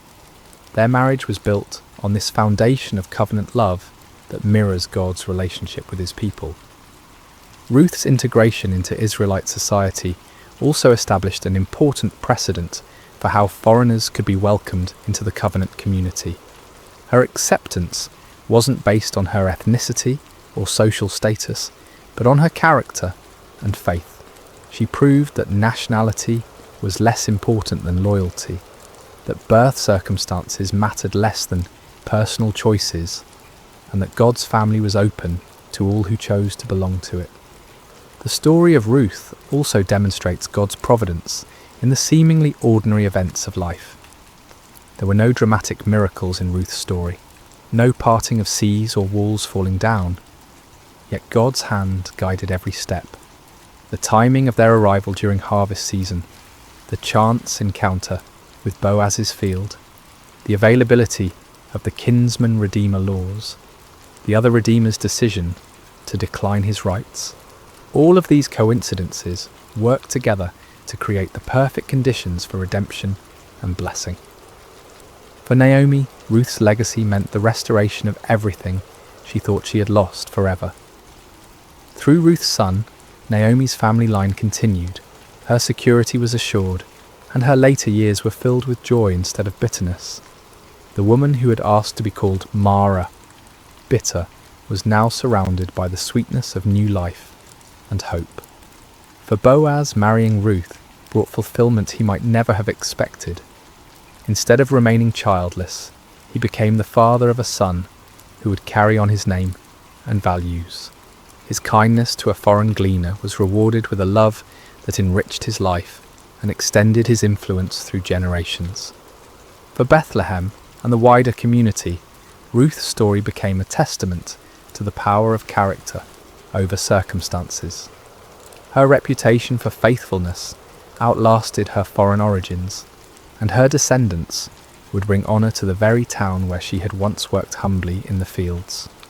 The house of bread, Bethlehem's meaning, became truly blessed through the presence of this woman who had chosen loyalty over security. The themes of Ruth's story, loyalty rewarded, faithfulness blessed, love conquering prejudice, and providence working through ordinary events, would resonate throughout Scripture and human experience.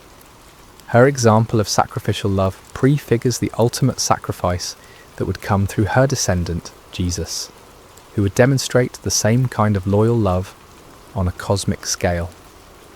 Ruth's legacy teaches us that small acts of faithfulness can have eternal consequences, that God's plans often work through unlikely people in unexpected ways, and that the greatest blessings sometimes come disguised as difficult choices. Her decision to stay with Naomi seemed like the harder path, but it led to blessings she could never have imagined.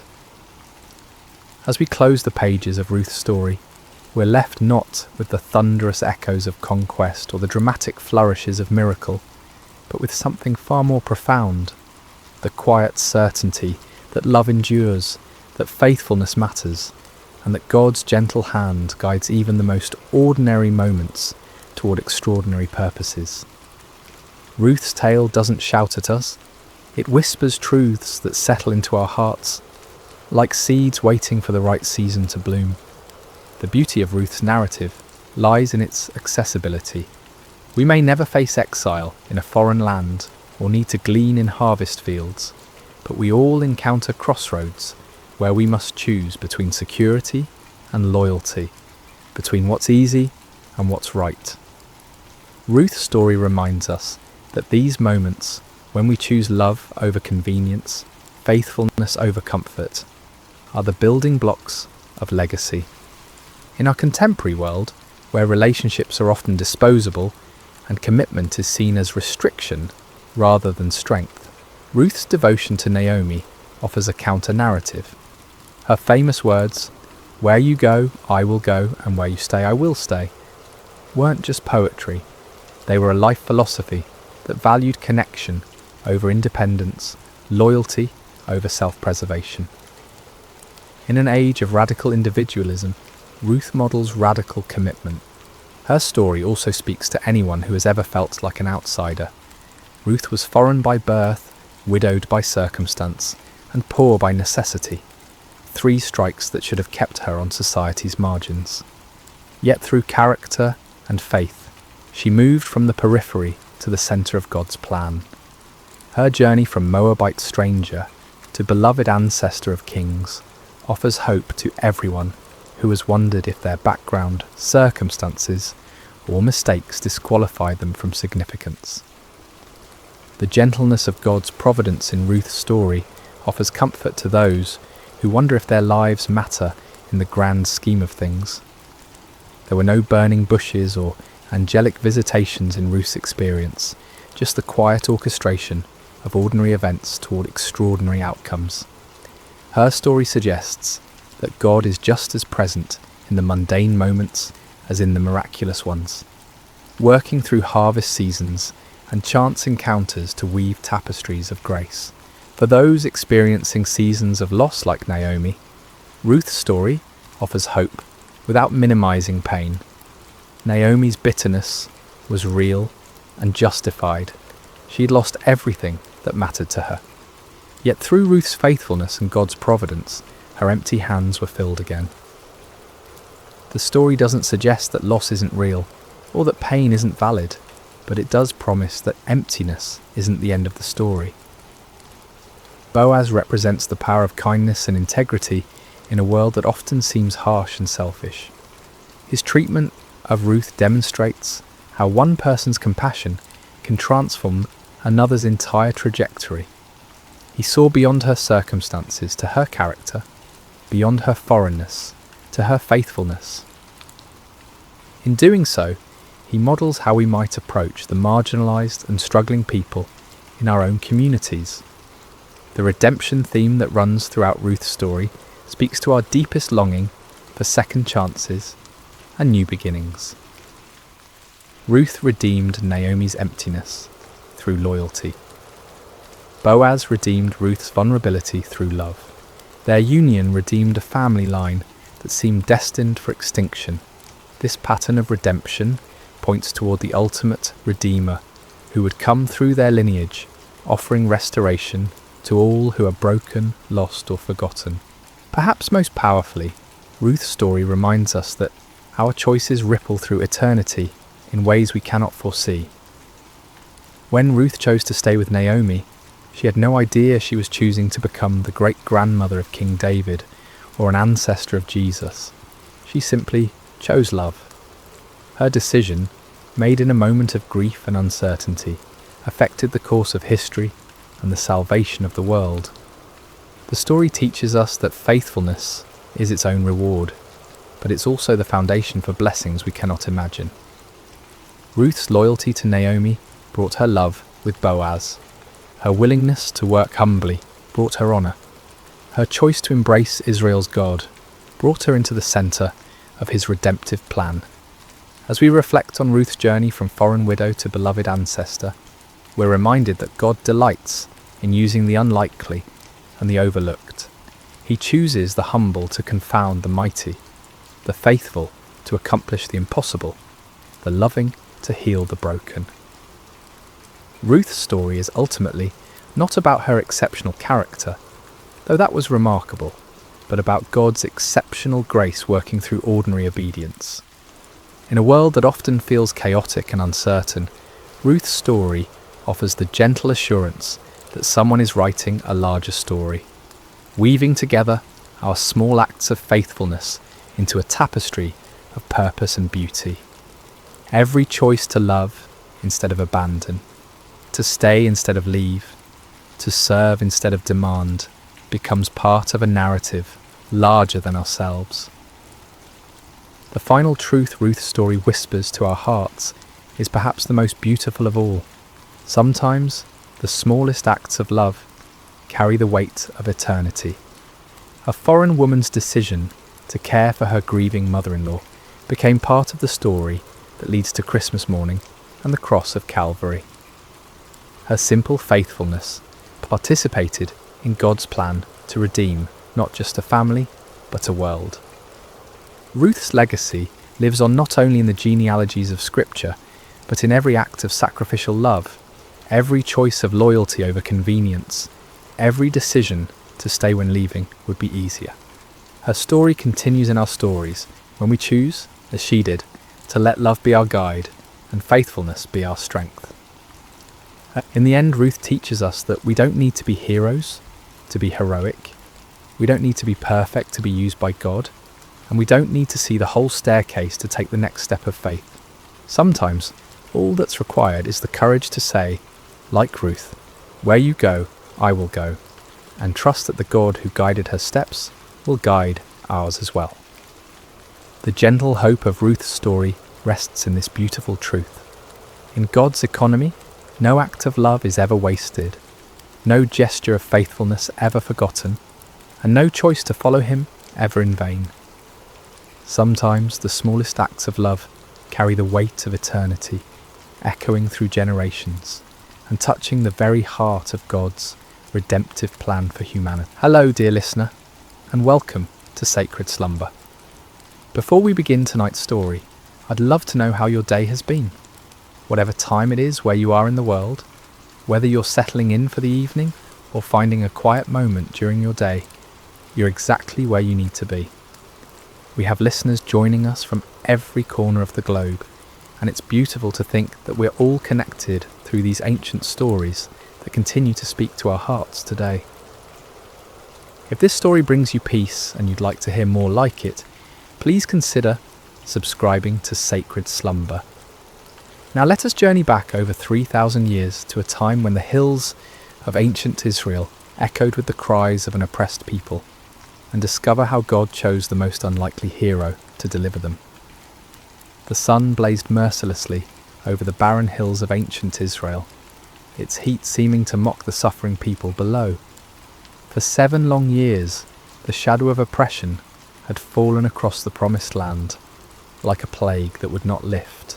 The Midianites, fierce nomadic warriors from the desert, had swept down upon Israel like locusts, devouring everything in their path.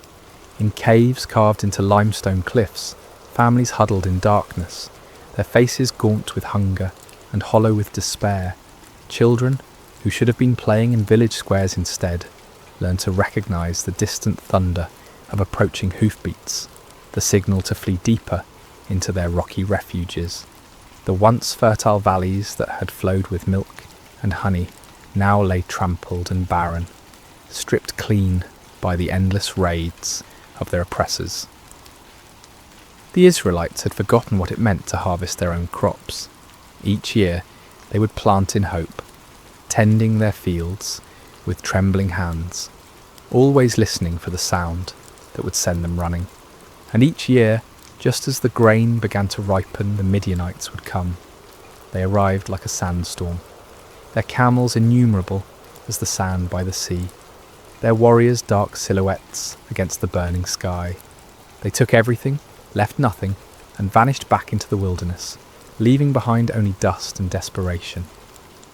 In this time of darkness, when hope seemed as distant as the stars, there lived a young man named Gideon. He was not what anyone would call a mighty warrior. His hands, though calloused from labour, had never gripped a sword in battle. His shoulders, though broad from years of farm work, had never carried the weight of armour. His eyes, though keen from watching the horizon for danger, had never gazed unflinchingly into the face of an enemy. On this particular day, Gideon found himself doing what had become all too common among his people. Hiding. He was in his father's wine press, a stone basin carved deep into the earth, meant for treading grapes.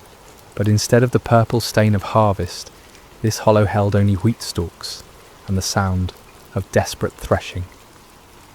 Gideon worked quickly, quietly, glancing nervously toward the rim of the pit above him. This was no place to thresh grain, but it was hidden from watching eyes, concealed from raiders who might snatch away even this meagre portion of food. The irony was not lost on him. Here he was, a descendant of Abraham, to whom God had promised this very land, reduced to working in secret, like a thief in his own inheritance. The wheat he threshed was barely enough to keep his family alive, and even this small amount had to be hidden from those who would steal it away. As Gideon worked, sweat dripping from his brow to mingle with the grain dust, he wondered where the God of his fathers had gone. The elders still told stories around carefully concealed fires, stories of a time when the Lord had parted the sea, when he had brought down the walls of Jericho, when his presence had dwelt among them in power and glory. But those seemed like tales from another world, stories of a God who had perhaps grown tired of his people and turned his face away. The rhythmic sound of the flail striking grain filled the small space, a lonely percussion that seemed to echo the beating of his own discouraged heart. Each strike felt like a prayer he didn't know how to voice, a desperate plea to heaven from a pit in the earth, and then without warning, the monotonous rhythm was broken by a voice.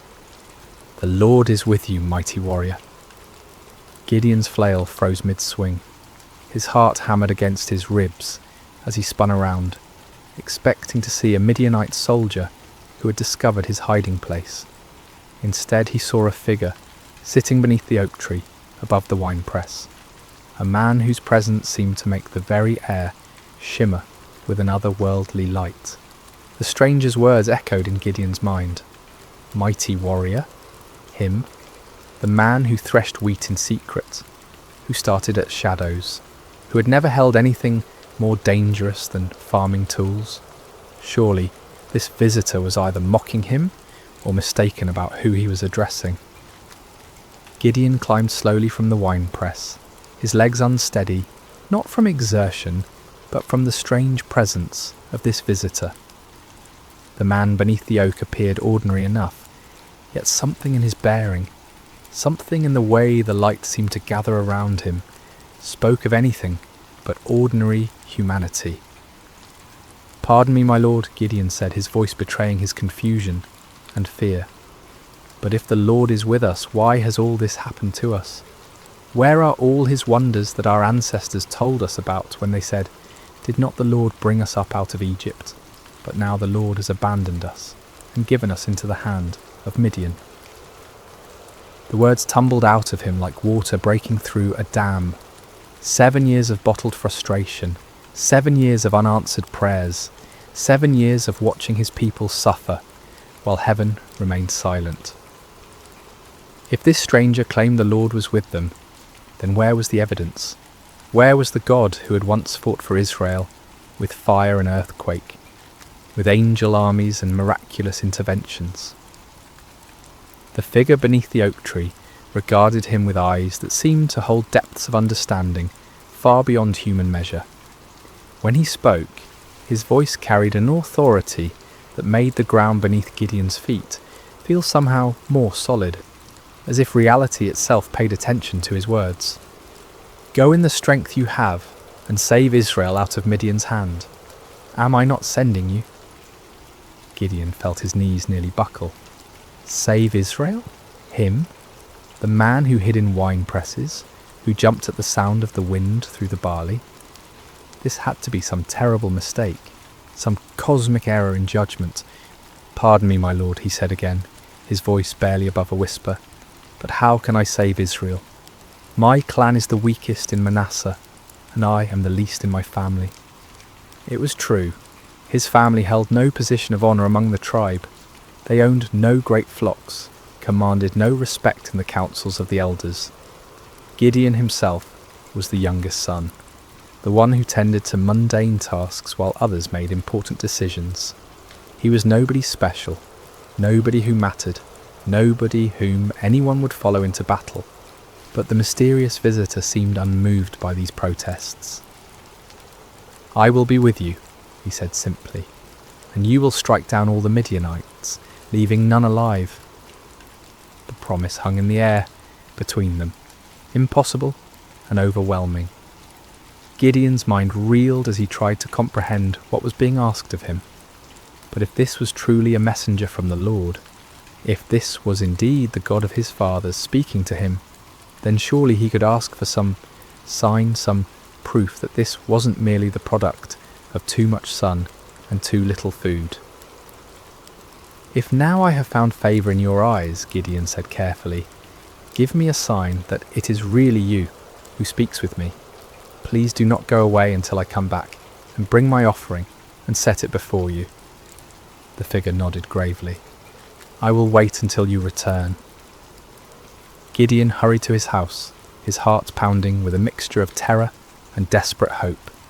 He prepared what he could offer: a young goat, unleavened bread made from precious flour, broth to complete the meal.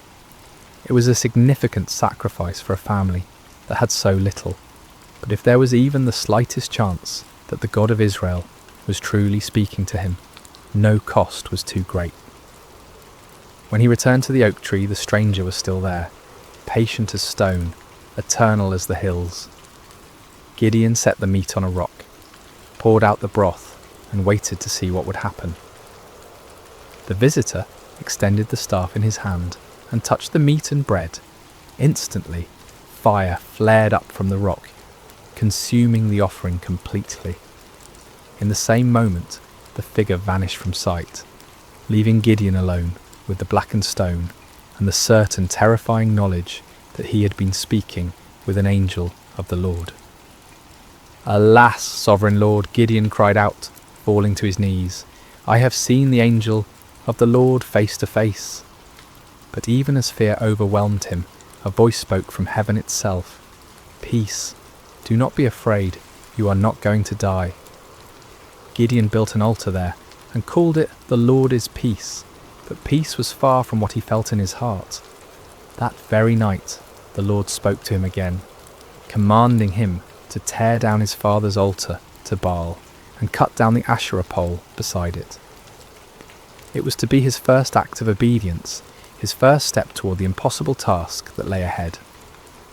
Under cover of darkness, accompanied by 10 servants, Gideon did as he was commanded. They worked quietly, dismantling the stone altar and chopping down the wooden symbol of false worship. In their place, Gideon built an altar to the Lord and offered a bull as a sacrifice, using the wood from the Asherah pole as fuel for the fire. When morning came, the men of the town discovered what had been done. Their rage was immediate and fierce. They demanded that Joash, Gideon's father, bring out his son to be killed for destroying the altar of Baal, but Joash surprised everyone, including his son, with his response. "Are you going to plead Baal's cause?" he asked the angry crowd.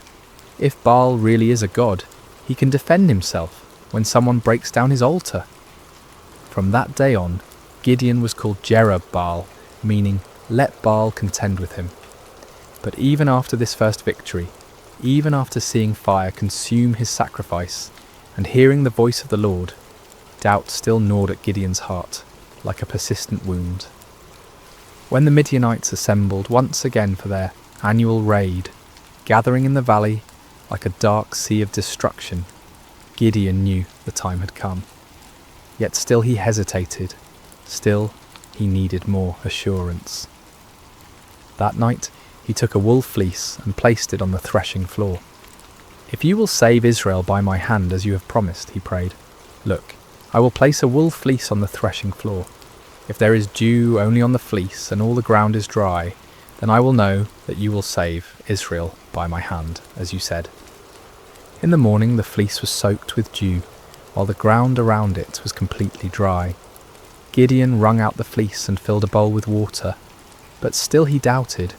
Still, he feared he was deceiving himself. "Do not be angry with me," he prayed again. "Let me make just one more request. Allow me one more test with the fleece, but this time make the fleece dry and let the ground be covered with dew." And God, patient with his fearful servant, did exactly as Gideon asked. The next morning, the fleece was dry while dew covered all the ground around it. Finally, Gideon could doubt no longer. The signs were clear, the calling was certain. The God of Israel had indeed chosen him, the least and the weakest, to deliver his people from their oppressors. But as Gideon would soon discover, God's ways of winning battles were as unexpected as his choice of champions. Word spread quickly through the hill country of Israel. Gideon, son of Joash, had called for warriors to gather at the spring of Harod. The response was overwhelming. Men came from every tribe, every village, every cave where families had been hiding. They came carrying whatever weapons they could find. Old swords passed down from fathers, farming implements that could serve as spears, slings and stones gathered from riverbeds. 32,000 men answered the call. It was a significant force, larger than any army Israel had mustered in years. As Gideon looked out over the sea of faces, weathered by years of oppression, but now bright with hope, he felt a stirring of confidence. Perhaps this task wouldn't be as impossible as it had seemed. But even as he counted his forces, Gideon knew they were still vastly outnumbered. In the valley below, the Midianites and their allies spread across the landscape like a plague of locusts. Their camels were indeed as numerous as the sand on the seashore. Their warriors a dark tide that seemed to stretch to the horizon. Conservative estimates put their numbers at over 100,000 fighting men, but some said there were twice that many. Gideon was contemplating these daunting odds when the Lord spoke to him once again, and the words he heard made his blood run cold. "You have too many men," the Lord said. "I cannot deliver Midian into their hands, or Israel would boast against me. My own strength has saved me.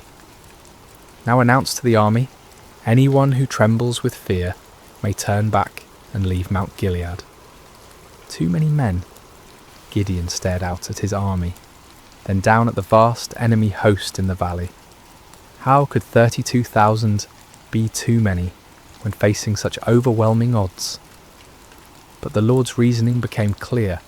If Israel won this battle with such numbers, they would attribute the victory to their own military might, rather than to God's power. With a heavy heart, Gideon stood before his assembled forces.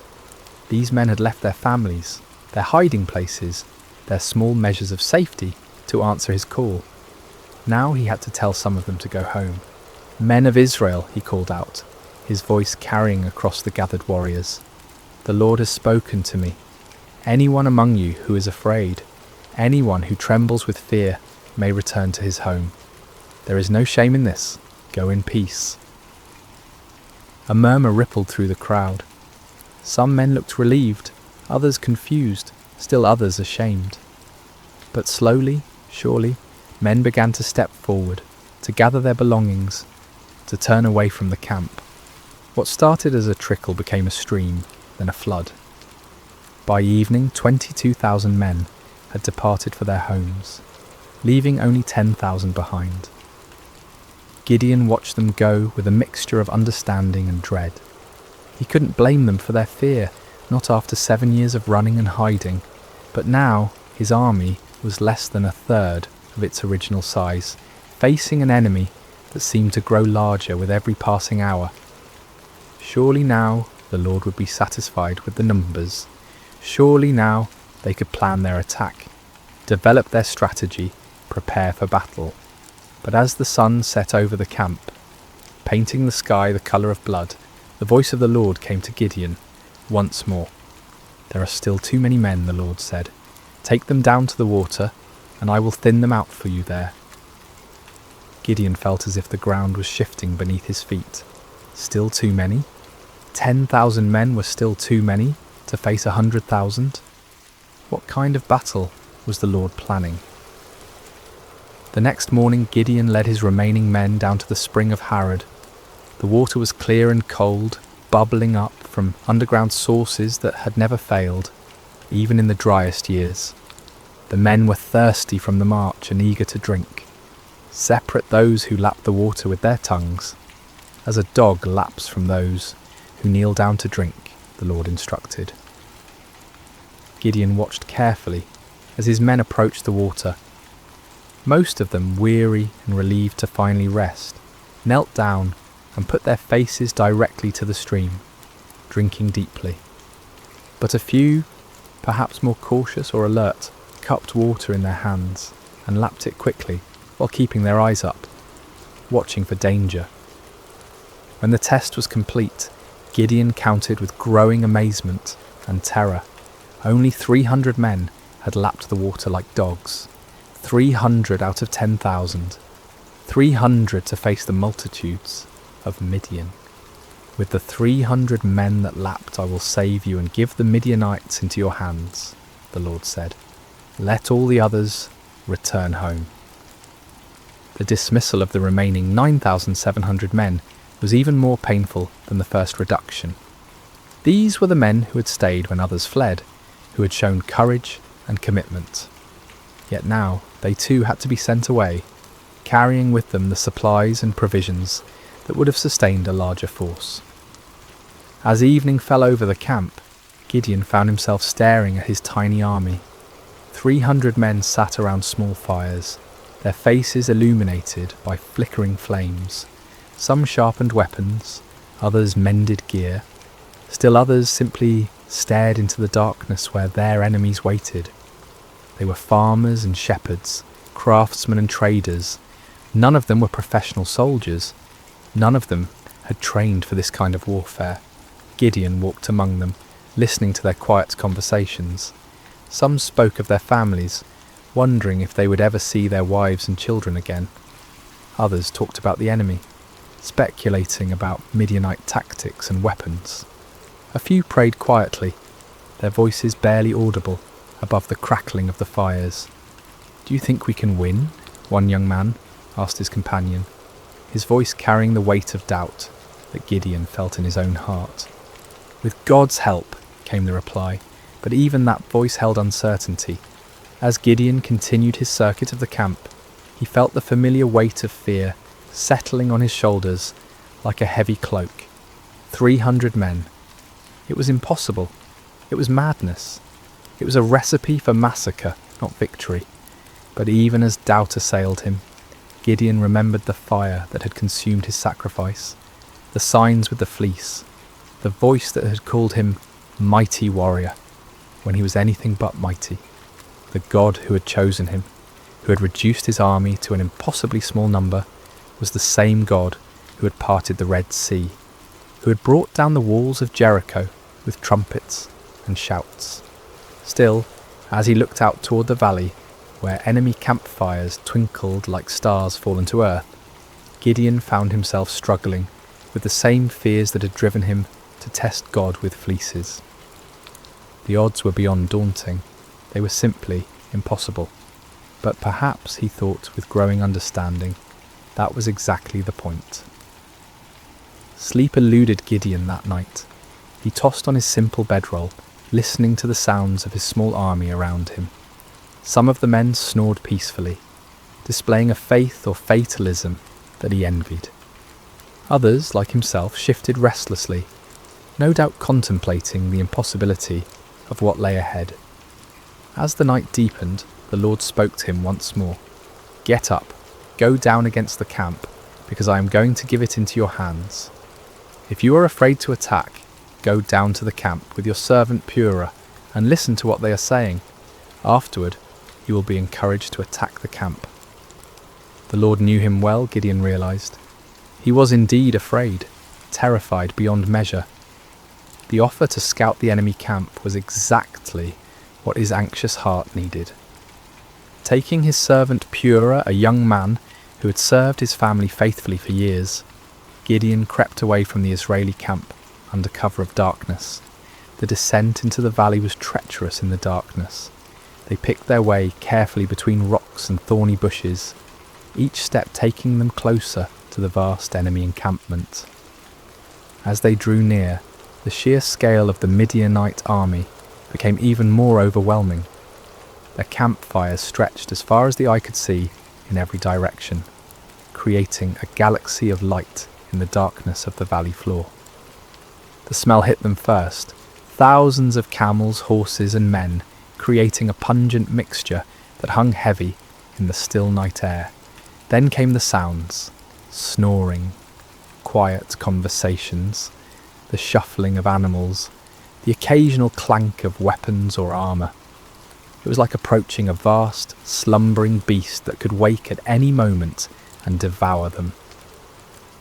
Gideon and Purah crept to the edge of the camp, staying low among the rocks and scrub brush that dotted the valley floor. The nearest tents were only a few dozen yards away, their dark silhouettes outlined against the glow of dying fires. Guards moved slowly through the camp, but their attention was focused inward, watching for disturbances among their own people rather than looking outward for threats. As they settled into their hiding place, Gideon heard voices from a nearby tent.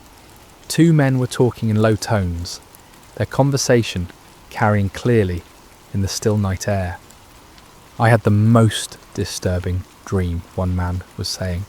"I dreamed that a round loaf of barley bread came tumbling into the Midianite camp. It struck the tent with such force that the tent overturned and collapsed." His companion was quiet for a moment before responding, and when he did, his voice was heavy with foreboding. "This can be nothing other than the sword of Gideon, son of Joash, the Israelite. God has given the Midianites and the whole camp into his hands." Gideon felt as if lightning had struck him. Here in the heart of the enemy camp, these soldiers were talking about him, about his victory, about their own defeat. The dream was clearly a sign from God. A simple barley loaf representing humble Israel would overturn the mighty tent of Midian. He grasped Purah's arm, and together they crept back through the darkness toward their own camp. But now the impossible seemed possible. Now the 300 seemed not like a pitifully small force, but like the perfect instrument of God's power. The enemy was already defeated in their hearts. All that remained was to make that defeat a reality. Back in the camp, Gideon woke his sleeping warriors. "Get up," he whispered urgently. "The Lord has given the Midianite camp into your hands." The men rose quickly, gathering around their commander in the darkness. Gideon's voice was transformed, no longer tentative and fearful, but filled with supernatural confidence. "Listen carefully," he said. "We will divide into 3 companies of 100 men each. I will give each of you a trumpet and an empty jar with a torch inside it. Watch me and do exactly what I do. When I and all who are with me blow our trumpets, then you blow your trumpets all around the camp and shout, 'For the Lord, And for Gideon, the plan was unlike anything any of them had ever heard of. No swords, no spears, no conventional weapons at all. Just trumpets, empty pottery jars and torches. It seemed almost like madness, but there was something in Gideon's voice, something in his bearing, that convinced them this was indeed the Lord's strategy. The men moved quickly and quietly to gather the supplies they would need. Clay jars were found and emptied. Torches were prepared and placed carefully inside, so that their light was completely hidden. Each man took a trumpet, though few of them had any experience with such instruments. The plan didn't require musical skill, however, only the ability to make noise. As the first company prepared to move out, Gideon looked at his men one final time. These farmers and shepherds, these ordinary men who had answered an extraordinary call, were about to attempt something that would be remembered for generations to come. They were terrified. He could see it in their faces, but they were also determined. They'd come too far to turn back now. "Remember," Gideon said quietly, "we are not fighting this battle alone. The Lord goes before us. Trust in him, follow my lead, and we will see the salvation of Israel this very night." The three companies spread out in the darkness, moving carefully around the perimeter of the enormous enemy camp. It took time to get into position, with each group having to navigate difficult terrain while carrying their unusual equipment. But finally, just as the middle watch began, just as the guards were changing and the camp was at its most vulnerable, Gideon's company reached their position on one side of the valley. He looked across the vast sea of tents and fires, knowing that his other two companies were in position on the other sides. Somewhere out there in the darkness, 200 other men were waiting for his signal, trusting him to lead them in this impossible venture. Gideon raised his trumpet to his lips, lifted his jar with its hidden torch, and prepared to find out whether the God of Israel would indeed fight for his people. The moment had come. 300 men were about to challenge an army of over 100,000, armed with nothing but faith and the most unusual weapons in the history of warfare. The fate of Israel hung in the balance, suspended in the darkness between doubt and faith, between human impossibility and divine power. The signal came like thunder splitting the night sky. Gideon's trumpet blast echoed off the hills surrounding the valley, a piercing note that seemed to come from heaven itself. In the same instant, he smashed his clay jar against a rock, releasing the torch inside to blaze forth like a star suddenly born in the darkness. "A sword for the Lord and for Gideon," he shouted at the top of his lungs. The response was immediate and devastating. All around the perimeter of the vast Midianite camp, 299 other men followed their commander's example. The sound was indescribable. 300 trumpets blowing at once, creating a wall of noise that seemed to shake the very foundations of the earth. 300 clay jars smashed simultaneously, the sound like thunder crashing over and over again. 300 torches suddenly blazed to life, creating a ring of fire around the sleeping army. And 300 voices roared out the battle cry, "A sword for the Lord and for Gideon." The effect on the Midianite camp was catastrophic. Men who had been sleeping peacefully moments before were jolted awake by the tremendous noise, their minds struggling to comprehend what was happening. In the darkness, disoriented and terrified, they saw only the ring of torches surrounding them, and heard only the overwhelming sound of trumpets and shouting. To their sleep-clouded minds, it seemed as if they were surrounded by a vast army. The torches suggested thousands of soldiers, each one marking a warrior ready to attack. The trumpet spoke of organised military might, of disciplined forces moving in coordinated assault. The unified battle cry indicated an enemy confident of victory, sure of their superior strength. Panic spread through the camp like wildfire. Men stumbled from their tents, grabbing weapons, looking desperately for officers to tell them what to do. But in the chaos and darkness, with the deafening noise continuing all around them, communication was impossible. No one could hear orders over the sound of 300 trumpets. No one could see clearly through the confusion of flickering torches and deep shadows. "We're surrounded," someone screamed. "The whole Israeli army is here," shouted another. "We're all going to die," cried a third. The panic was contagious, spreading from tent to tent, from company to company, until the entire vast army was in the grip of terror. Men began running in all directions, some trying to escape what they perceived as encirclement, others attempting to mount some kind of defence against an enemy they couldn't see or understand. In their confusion and fear, the unthinkable began to happen.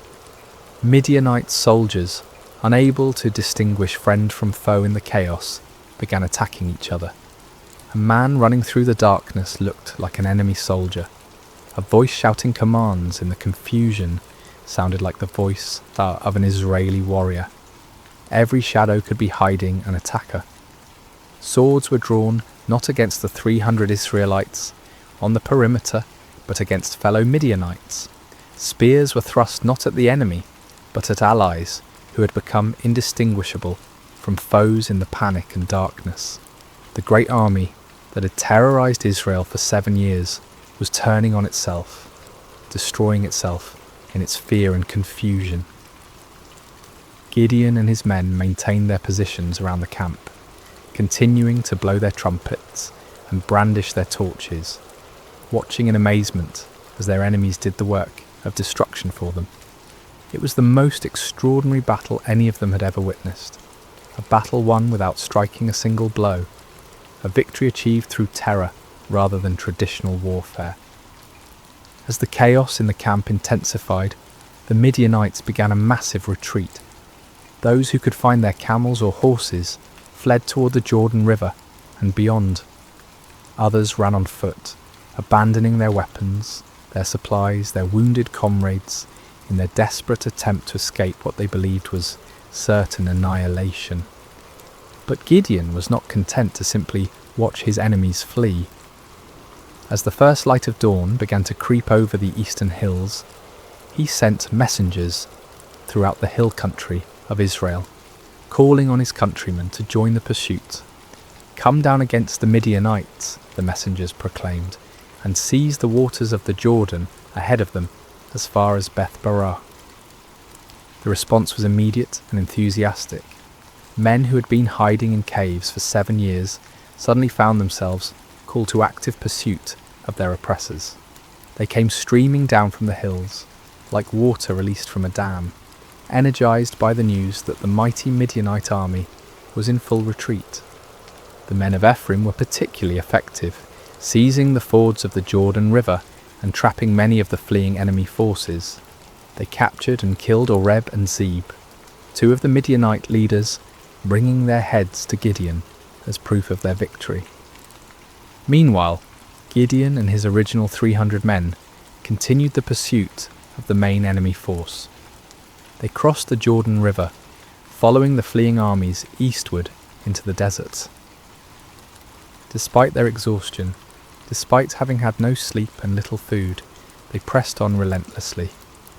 The psychological impact of the night's events had completely broken the spirit of the Midianite alliance.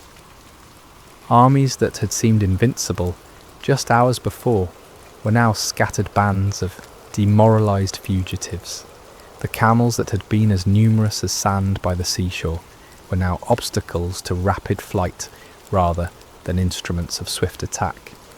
Gideon's small force continued to grow as more Israelites joined the pursuit. Men from Naphtali, Asher, and all of Manasseh took up arms and chased the fleeing enemy. What had begun as an impossible battle for 300 men had become a nationwide uprising, a complete reversal of 7 years of oppression. The fleeing Midianites tried to regroup at Succoth and Penuel, but the local officials, perhaps fearing retaliation, refused to provide them with food or assistance. Gideon's pursuit was relentless, driving them ever deeper into the wilderness. further from their base of operations, further from any hope of mounting a counterattack. Finally, in the desert east of the Jordan, Gideon caught up with the remnants of the great army. Zebah and Zalmunna, the two kings of Midian, were there with about 15,000 men, all that was left of an army that had once numbered over 100,000. Even this reduced force vastly outnumbered Gideon's 300, but their spirit was completely broken. The final battle was swift and decisive. The Midianite army, already demoralised and exhausted, offered little resistance. Zebah and Zalmunna were captured alive, bringing to an end the 7-year reign of terror that had plagued Israel. As the sun set on that remarkable day, Gideon found himself looking out over a battlefield strewn with the evidence of complete victory. The mighty army that had seemed invincible just 24 hours earlier was destroyed. The kings who had terrorised his people were prisoners. The oppression that had driven Israel into caves and hiding places was broken forever. It had all begun with 300 men, 300 trumpets, 300 torches, and faith in a God who specialises in impossible victories. The journey back to Israel was unlike anything the land had seen in generations. What had begun as a desperate flight by 300 terrified farmers had become a triumphant procession that seemed to grow with every mile. Men emerged from caves and hidden places, women came out of their refuges, children ran alongside the returning heroes. The roads that had been empty for 7 years, too dangerous for normal travel, were now filled with celebration. Gideon rode at the head of the procession, the captured kings Zebah and Zalmunna walking in chains behind him. The sight of these once mighty rulers, who had struck terror into Israelite hearts for so long, now humbled and defeated, was almost too wonderful to believe. People lined the roads just to see them, to confirm with their own eyes that the nightmare was truly over. As they passed through villages and towns that had been ghost settlements just days before, people poured out of their houses with tears of joy streaming down their faces. Children, who had never known anything but hiding and fear, looked with wonder at the defeated enemy kings. Elderly men and women, who remembered the time before the oppression began, whispered prayers of thanksgiving to the God who had delivered them. The celebration that erupted across Israel was spontaneous and overwhelming. In every settlement, people brought out whatever food they had hidden away and shared it freely. Wine that had been buried for safekeeping was uncorked and passed around. Songs that had been silenced for 7 years rang out again from hilltops and valleys. But perhaps the most remarkable aspect of the victory was how complete it had been. The Midianite power was not just temporarily broken, but utterly destroyed. Their military organisation was shattered, their leadership eliminated, their will to fight completely crushed. Never again would they be able to mount the kind of massive raids that had devastated Israel year after year. The psychological impact was equally profound. For 7 years, the Israelites had seen themselves as victims, as weak and helpless prey for stronger predators. Now they had witnessed their God fighting for them in the most dramatic way imaginable. The story of the 300 and their trumpets would be told and retold around campfires for generations to come. A permanent reminder that no enemy is too strong when the Lord chooses to fight for his people. When Gideon finally reached his homeland, representatives from all the tribes of Israel came to meet him. They came with a proposal that on the surface seemed like the natural conclusion to his remarkable victory. "Rule over us," they said, their voices filled with genuine admiration and gratitude. "You, your son, and your grandson, because you have saved us from the hand of Midian." It was an offer of kingship, of dynastic rule that would establish Gideon's family as the permanent rulers of Israel. After centuries of loose tribal confederation, of judges who arose in times of crisis, only to fade from prominence when the emergency passed, the people were ready for something more permanent, more stable, and who better to serve as their king than the man who had delivered them from their greatest enemy? The offer was tempting beyond measure. Gideon had gone from threshing wheat in secret to being offered the crown of all Israel. The boy who had hidden in wine presses was being invited to sit on a throne. The man who had doubted his own worth was being told that he was worthy to found a royal dynasty. But Gideon's response revealed the depth of his spiritual growth during this incredible journey. The fearful farmer, who had needed multiple signs and confirmations, had become a man who understood something fundamental about the nature of God's kingdom. "I will not rule over you," he declared firmly, "nor will my son rule over you. The Lord will rule over you." It was a profound statement of faith and wisdom. Gideon recognized that Israel's true king was the Lord himself, and that any human ruler would be merely a steward of God's authority. He had learned through his own experience that victory came not through human strength or wisdom, but through complete dependence on divine power. To accept a crown now would be to claim credit for what God alone had accomplished. The people were disappointed but not surprised. They had seen enough of Gideon's character to understand that he was not motivated by personal ambition. Still, they wanted to honour him in some way, to create some lasting memorial to his remarkable victory. Gideon did make one request of the people, though it would prove to be a fateful one. "I do ask one thing of you," he said. "Each of you give me an earring from your share of the plunder."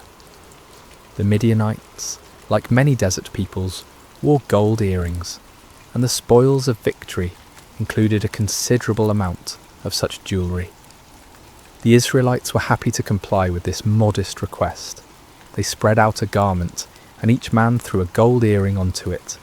When all the contributions were gathered, the weight of the gold was 1,700 shekels, an enormous fortune by the standards of the time. In addition to the earrings, there were ornaments, pendants, and purple garments worn by the Midianite kings, as well as chains from their camels' necks. With this gold, Gideon made an ephod, a ceremonial garment similar to what the high priest wore.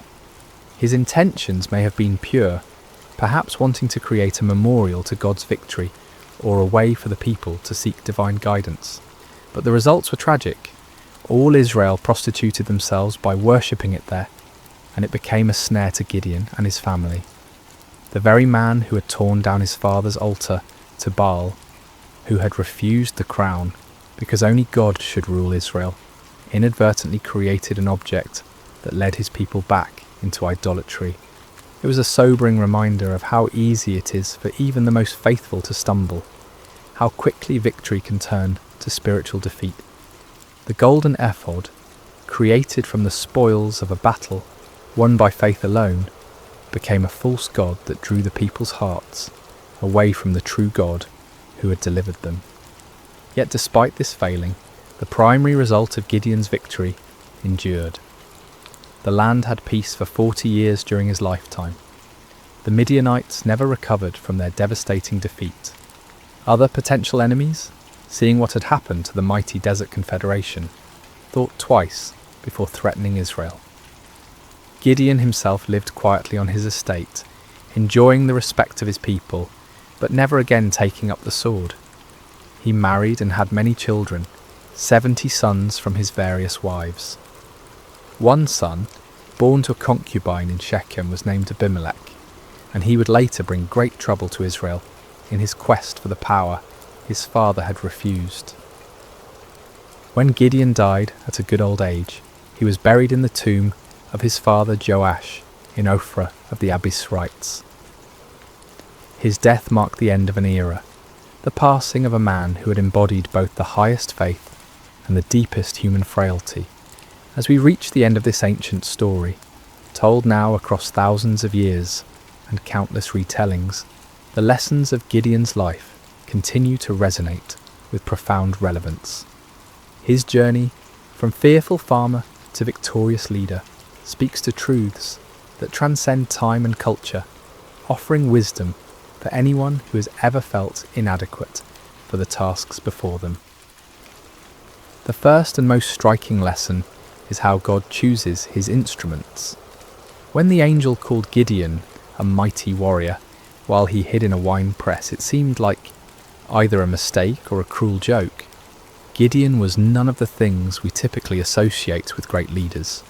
He wasn't brave, wasn't confident, wasn't from an important family, wasn't trained in warfare or politics. By every human measure, he was spectacularly unqualified for the task ahead. Yet this was precisely why God chose him. The Lord deliberately selects the weak to confound the strong, the foolish to shame the wise, the lowly to humble the proud. Gideon's weakness became the perfect vessel for divine strength because there could be no question about who deserved the credit for the victory. This principle was reinforced by the reduction of Gideon's army from 32,000 to 300. With overwhelming numbers, Israel might have attributed their victory to superior military strategy or exceptional courage. With just 300 men, there could be no doubt that the victory belonged to God alone. The method of the victory itself drove this point home with unmistakable clarity. No swords were swung, no arrows were shot, no conventional battle was fought. Instead, the enemy was defeated by trumpets, torches, and shouting. It was a victory that made no sense according to human wisdom, but perfect sense according to divine strategy. Gideon's story also illustrates the patient grace of God toward human weakness. When Gideon asked for signs, when he tested God with fleeces, when he needed encouragement through overhearing the enemy's dream, the Lord did not respond with anger or impatience. Instead, he provided exactly what his frightened servant needed to move forward in faith. This divine patience extends to our failures as well as our fears. Even when Gideon created the golden ephod that led Israel into idolatry, even when his victory was tainted by this spiritual stumble, God's larger purposes were not thwarted.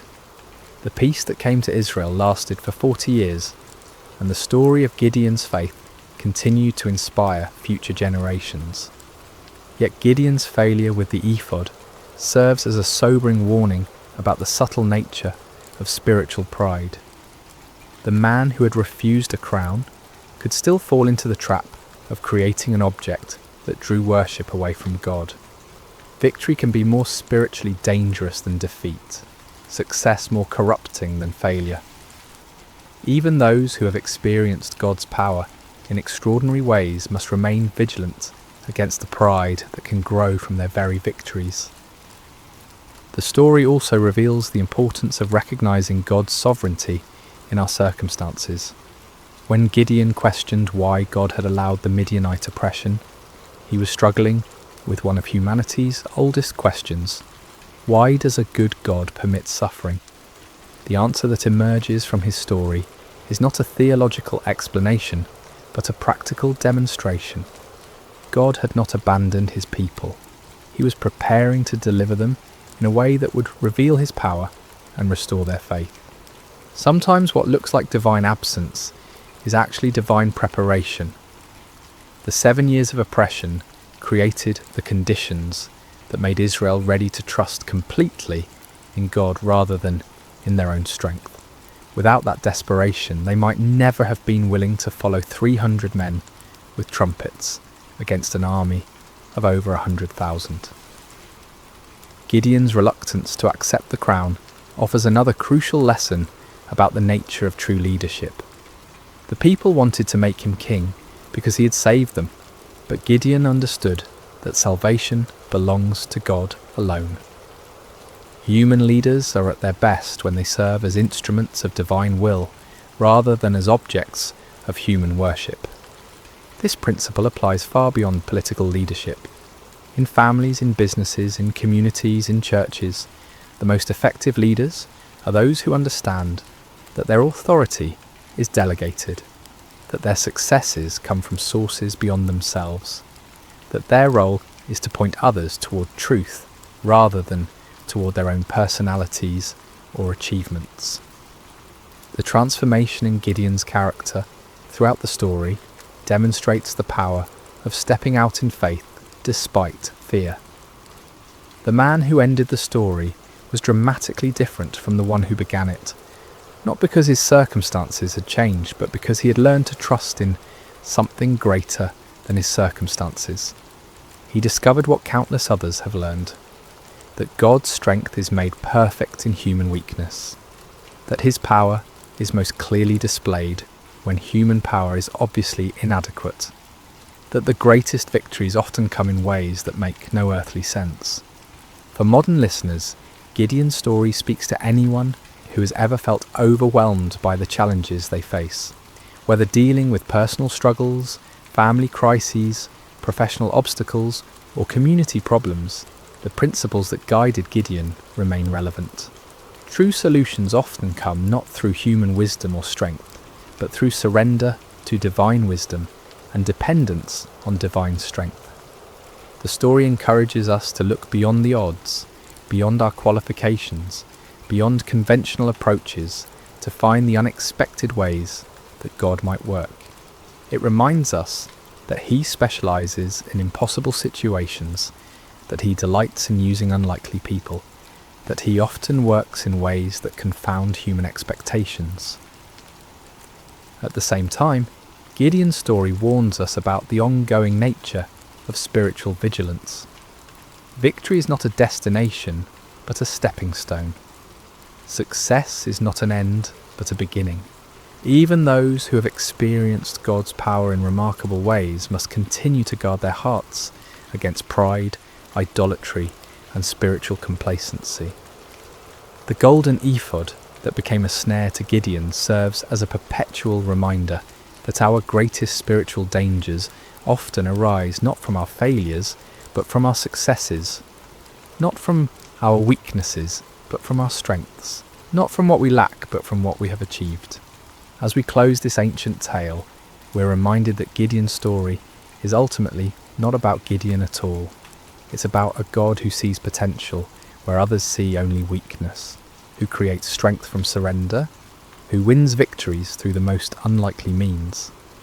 It's about divine love that persists through human doubt, divine patience that endures human testing, divine power that works through human frailty. The trumpets that shattered the midnight silence in that valley so long ago continue to echo through the centuries, calling each generation to trust in something greater than themselves, to step forward in faith despite their fears, to discover that the God who delivered Israel through 300 men with torches is still in the business of impossible victories. In our own valleys of challenge and oppression, surrounded by enemies that seem too numerous to count, facing odds that appear insurmountable, Gideon's story whispers the same truth that changed a fearful farmer into a mighty warrior.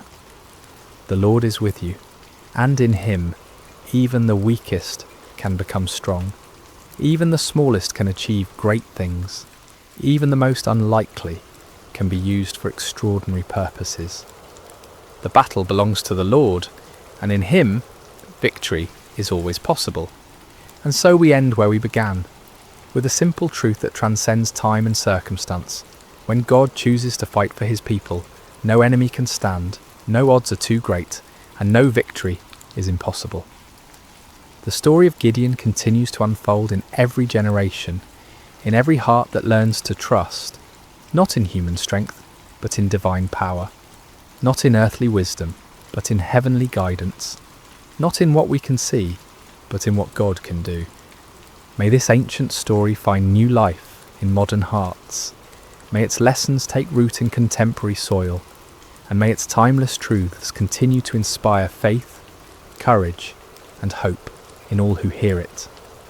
For the God who called Gideon from his hiding place continues to call ordinary people to extraordinary purposes, continues to choose the weak to confound the strong, and continues to win impossible victories through the most unlikely means. The story of Gideon is, in the end, the story of all who learn to trust in something greater than themselves. It is the story of divine love that never gives up, divine power that never fails, and divine grace that transforms fearful hiding into mighty victory. This has been the story of Gideon and the battle against Midian, shared with you tonight through sacred slumber. May it bring you peace, may it strengthen your faith, and may it remind you that no challenge is too great when faced with divine help. Sleep well, dear listener, and may your dreams be filled with the trumpets of victory and the light of hope that never dies. Hello, friends, and welcome to Sacred Slumber. I hope your day has been filled with blessings, no matter what time you're joining us or where you are in this beautiful world. Before we begin tonight's journey into the remarkable story of Gideon, I want to invite you to subscribe to Sacred Slumber so you never miss these powerful biblical narratives that can transform your heart and strengthen your faith. Now let's settle in as we explore one of the most extraordinary accounts of courage, faith, and divine intervention in all of Scripture. The sun hung low over the hills of Israel, casting long shadows across a land that had once flowed with milk and honey. But those days seemed like distant memories now. The once prosperous nation had fallen into chaos, its people scattered and hiding like frightened animals. For 7 long years, the Midianites had swept down upon Israel like locusts, devouring everything in their path. Picture, if you will, the terror that gripped every village and farmstead. Families would wake each morning, not knowing if this would be the day the raiders would come. Fathers would venture out to check their crops, only to find them trampled and stolen. Children would be hushed to silence at the first sound of hoofbeats on the horizon. The very air seemed thick with fear and desperation. The Midianites, along with their allies, the Amalekites, and other eastern peoples, had turned the conquest of Israel into an annual ritual.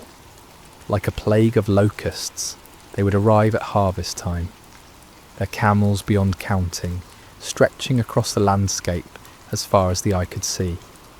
They would strip the land bare, taking not only the grain and livestock, but also crushing the spirits of God's chosen people. Farmers had abandoned their fields, choosing instead to hide in mountain caves and underground chambers. The marketplaces that once bustled with commerce now stood empty and silent. What should have been a time of celebration and thanksgiving for the harvest had become a season of dread and starvation. Israel's cities, once proud and strong, had crumbled into mere shadows of their former glory. The walls that should have protected the people lay in ruins, and the gates that once welcomed travellers now hung broken on their hinges. It was as if the very blessing of God had departed from the land, leaving behind only sorrow and defeat. In this atmosphere of despair, mothers would gather their children close and whisper the old stories of how God had delivered their ancestors from Egypt, how he had parted the Red Sea and given them victory over mighty enemies. But those stories seemed like fairy tales now, beautiful but impossible dreams from a time when God still cared about his people. The elders of Israel shook their heads in bewilderment. Where was the God of Abraham, Isaac and Jacob? Where was the mighty deliverer who had once fought for them? Had he forgotten his covenant? Had he abandoned them to their enemies forever?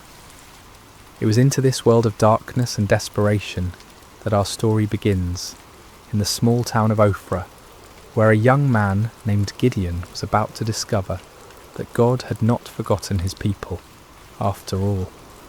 But Gideon, like so many others, had lost hope.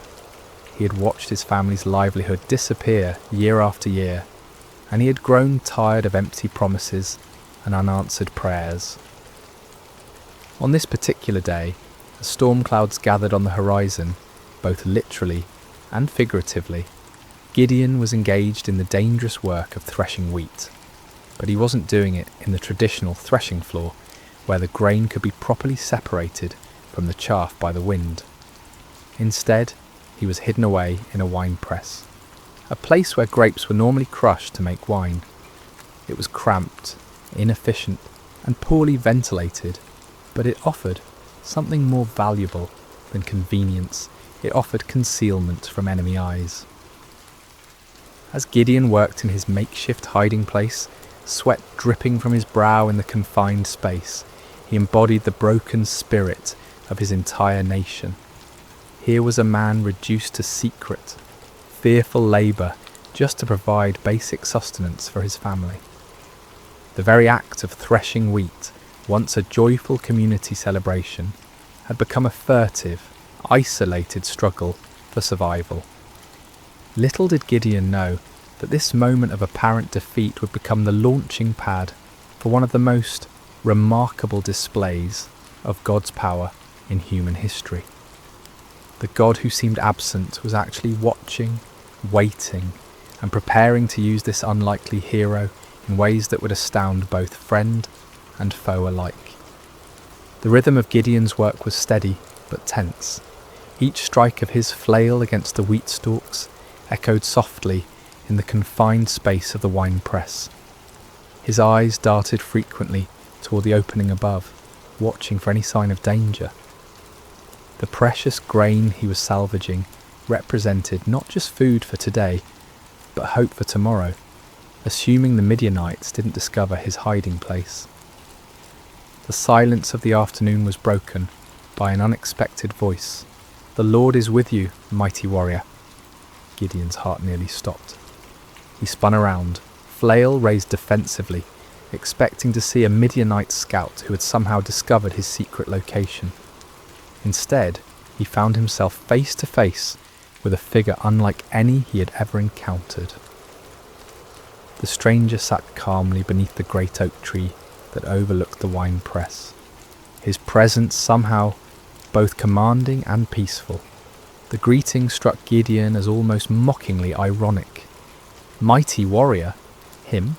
The man who was reduced to threshing wheat in secret, constantly looking over his shoulder in fear. And the Lord is with you? If that were true, then why was Israel suffering under such devastating oppression? "Pardon me, my lord," Gideon replied, his voice heavy with skepticism and pain. "But if the Lord is with us, why has all this happened to us? Where are all his wonders that our ancestors told us about when they said, 'Did not the Lord bring us up out of Egypt?'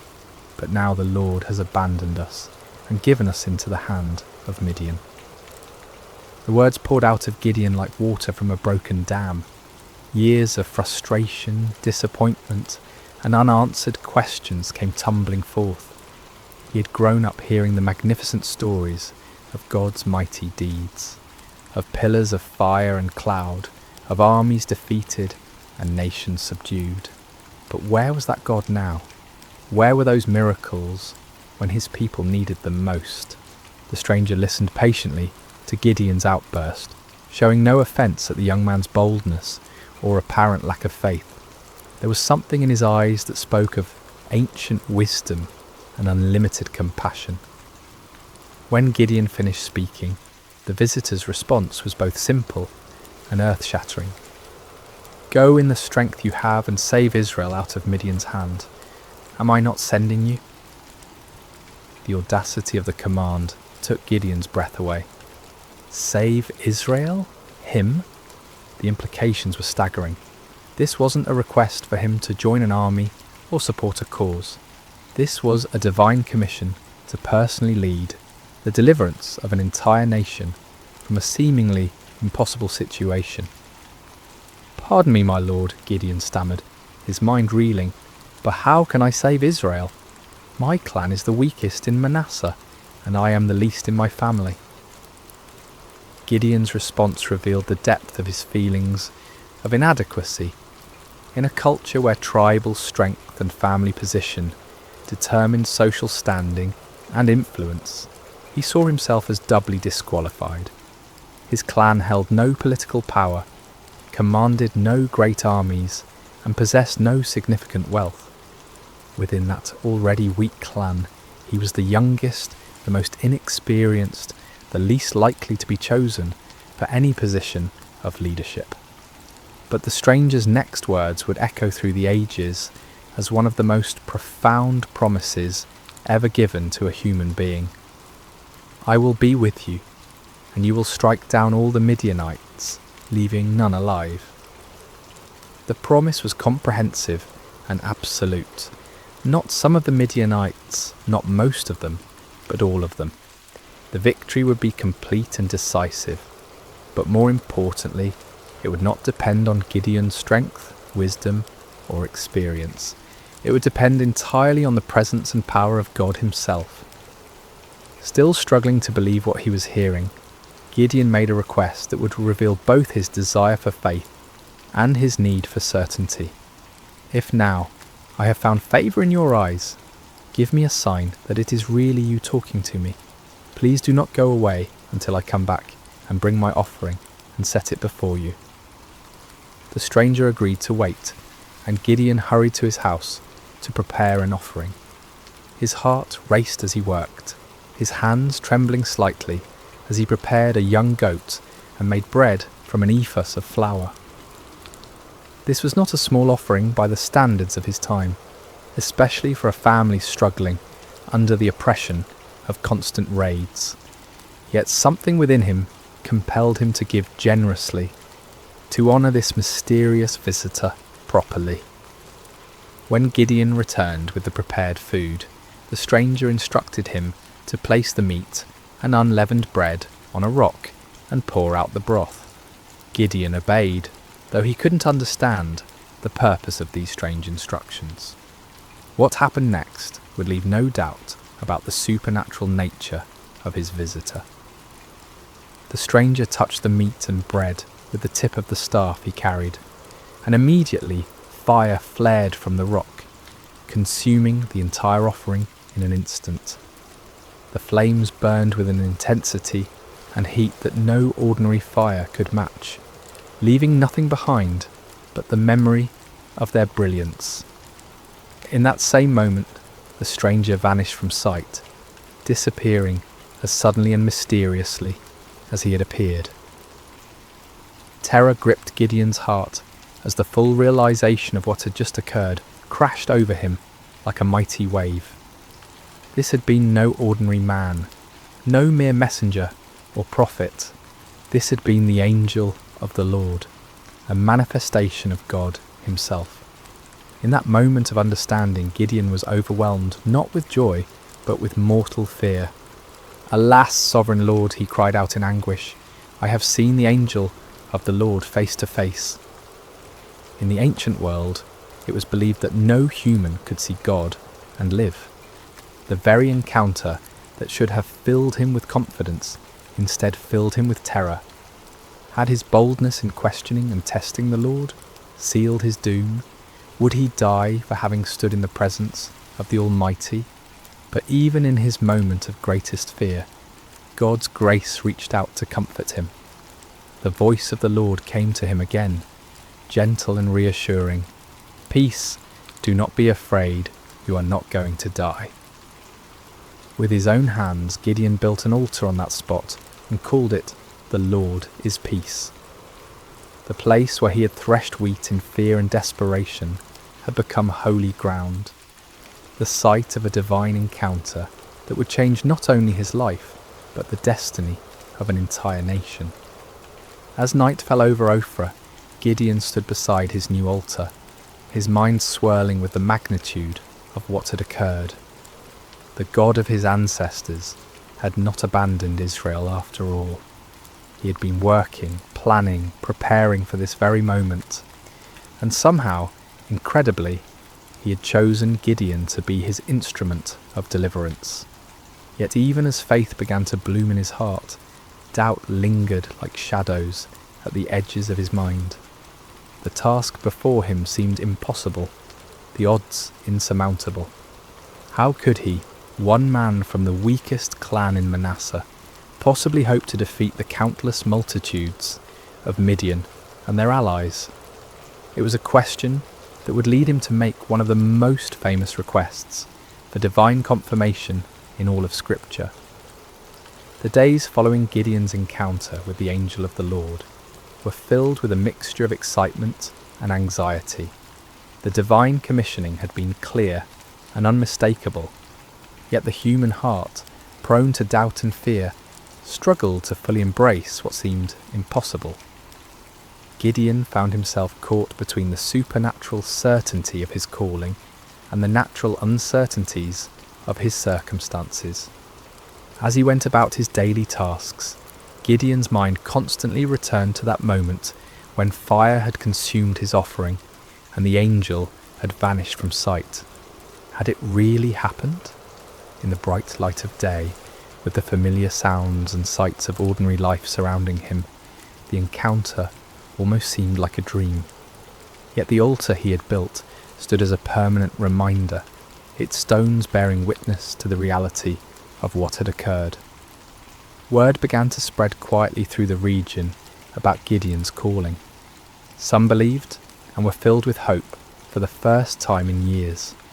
Others were skeptical, wondering how this young man could possibly succeed where so many others had failed. Still others were fearful, worried that any attempt at resistance would only bring more severe retaliation from their oppressors. The weight of responsibility pressed heavily on Gideon's shoulders. He was being asked not just to risk his own life, but potentially to lead others to their deaths. What if he had misunderstood? What if his faith had somehow led him astray? The consequences of a mistake would be catastrophic, not just for him, but for all who would follow him. It was in this state of mind that Gideon made his famous request for divine confirmation. The fleece test, as it would come to be known, represented not a lack of faith, but rather a deep desire for certainty in the face of overwhelming responsibility. "If you will save Israel by my hand as you have promised," Gideon prayed earnestly, "look, I will place a wool fleece on the threshing floor. If there is dew only on the fleece, and all the ground is dry, then I will know that you will save Israel by my hand, as you said." The request was specific and measurable. In the normal course of nature, dew would form on all surfaces exposed to the night air. If God could reverse this natural process, causing moisture to collect only on the fleece, while leaving the surrounding ground completely dry, it would serve as an unmistakable sign of divine intervention. Gideon placed the fleece carefully on the threshing floor as evening approached. All through the night he must have awakened periodically, wondering what he would find in the morning. As dawn broke, he hurried to the spot where he had placed his test. What he discovered filled him with wonder and awe. The fleece was thoroughly saturated with dew, so much so that when he wrung it out, he was able to fill an entire bowl with water. Yet all around it, the ground was completely dry, as if an invisible barrier had prevented any moisture from settling anywhere but on the wool. The sign was clear and unmistakable, yet Gideon's human nature craved even greater certainty. The magnitude of what he was being called to do seemed to justify asking for additional confirmation. With remarkable humility and boldness he approached God with yet another request. "Do not be angry with me," Gideon prayed, acknowledging that his repeated testing might seem to indicate a lack of trust. "Let me make just one more request. Allow me one more test with the fleece, but this time make the fleece dry and let the ground be covered with dew." This second test was even more remarkable than the first. It would be one thing for God to cause dew to collect on a single object, while keeping the surrounding area dry, but it would be quite another to keep one small piece of wool completely dry while saturating everything around it. This second sign would demonstrate not just God's power over nature, but his precise control over the smallest details. Again, Gideon placed the fleece on the threshing floor and waited through the night. When morning came, he found exactly what he had requested. The fleece was bone dry without a trace of moisture, while the ground all around it sparkled with heavy dew. The grass, the stones, the nearby trees, everything was wet with the night's moisture, except for that one small piece of wool. God had patiently granted both requests, demonstrating not anger at Gideon's need for reassurance, but understanding and compassion for human weakness. The fleece tests revealed important truths about the nature of faith and the character of God. Faith is not the absence of questions or doubts. Rather, it is the willingness to act in obedience despite those questions and doubts. Moreover, God's response to Gideon's requests showed his patience with those who seek him earnestly. He did not rebuke Gideon for his need for confirmation, nor did he withdraw his calling because of the young man's hesitation. Instead, he graciously provided the assurance that Gideon needed to step forward in faith. The fleece tests also demonstrated the balance between seeking divine guidance and taking action. There comes a point when further testing can become an excuse for inaction, when the desire for certainty becomes a barrier to obedience. Gideon wisely limited his requests to 2 clear signs, then proceeded to act on what he'd received. As news of these miraculous signs spread throughout the tribes of Israel, hope began to stir in hearts that had been dormant for years. Perhaps God had not forgotten them after all. Perhaps deliverance was indeed coming through this unlikely young man from Ophrah. But before Gideon could lead Israel into battle against their oppressors, he would need to assemble an army. The call went out throughout the territories of Manasseh, Asher, Zebulun, and Naphtali. Men who had been hiding in caves and mountain strongholds began to emerge, drawn by the promise of freedom and the reports of God's miraculous confirmations. The response was overwhelming. 32,000 men answered the call, a substantial army by any measure. These were not professional soldiers, but farmers and craftsmen, fathers and sons, united by their hatred of oppression and their desperate hope for liberation.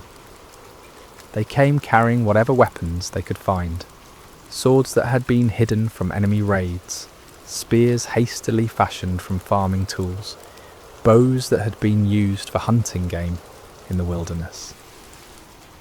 As Gideon looked out over this vast assembly of volunteers, he might have felt a surge of confidence.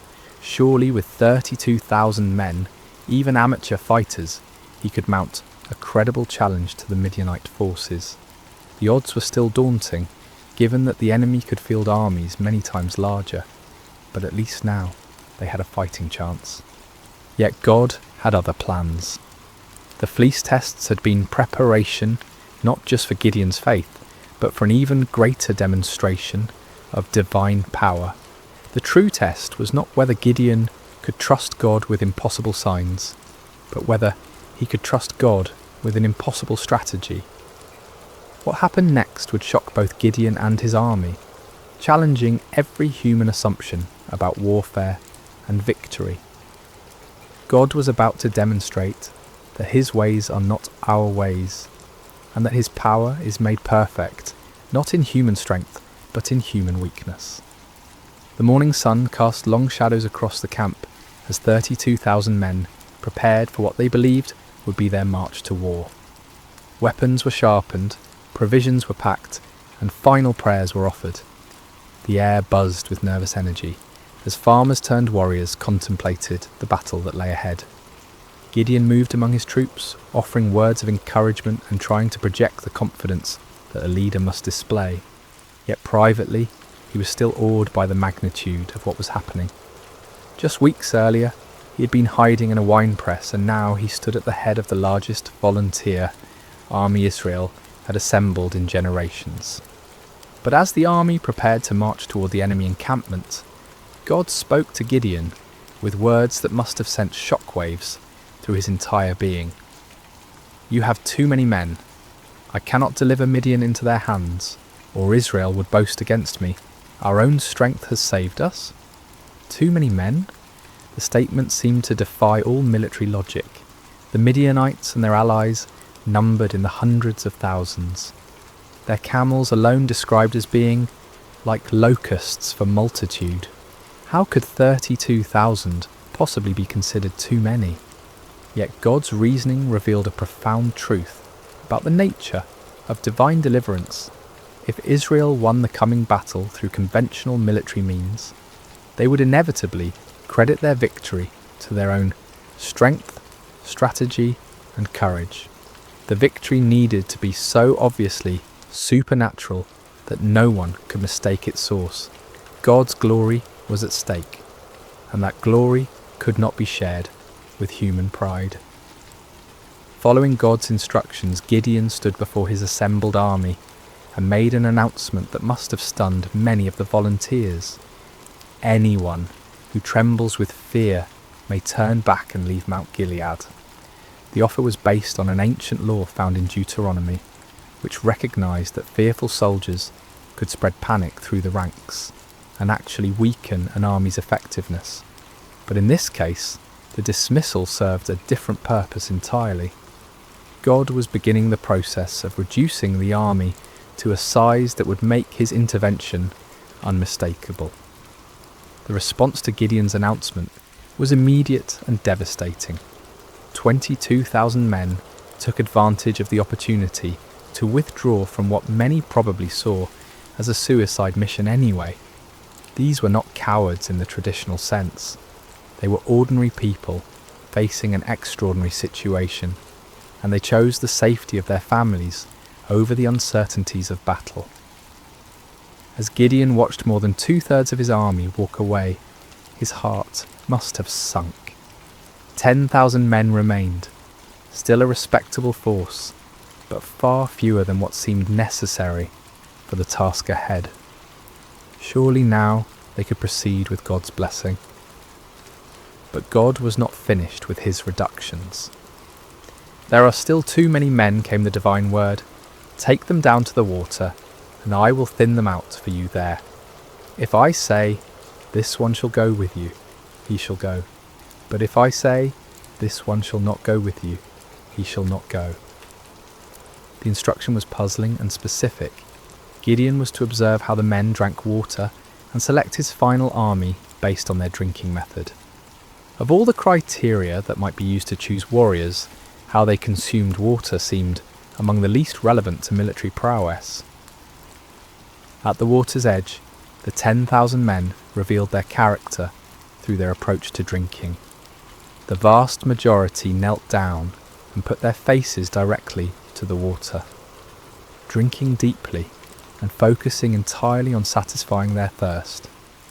But a small group, only 300 men, demonstrated a different approach. They brought water to their mouths with their hands, lapping it like dogs while maintaining their vigilance and readiness. God's instruction was clear. "With the 300 men that lapped, I will save you and give the Midianites into your hands. Let all the others go home." The reduction was complete and shocking. From 32,000 to 300 represented a decrease of more than 99%.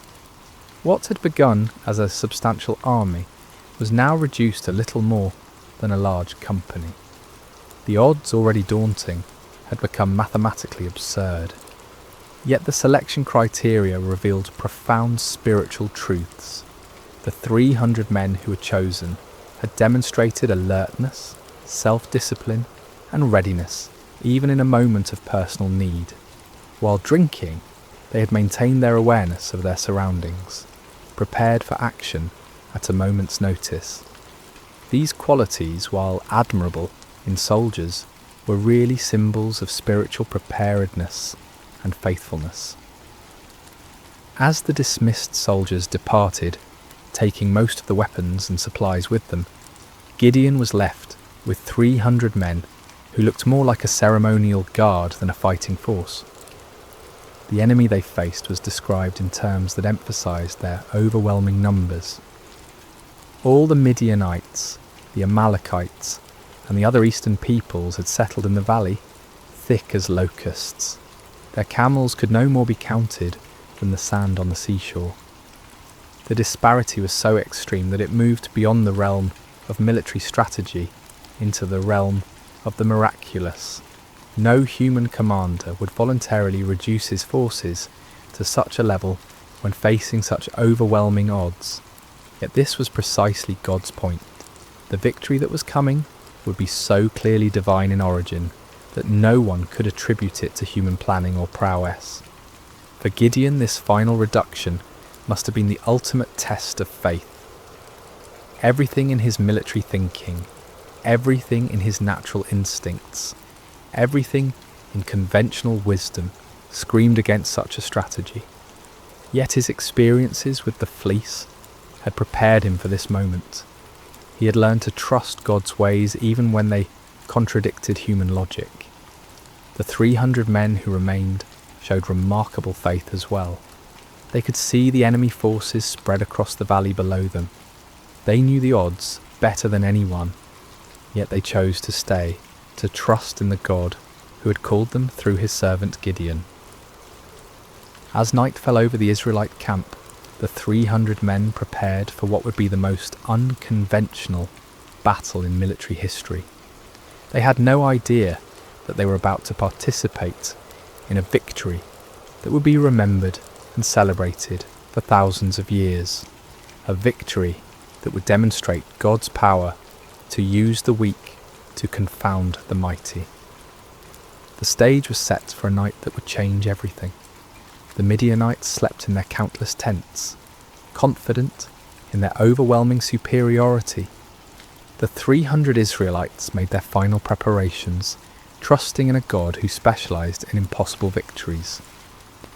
The hours before dawn are often the darkest, both literally and figuratively.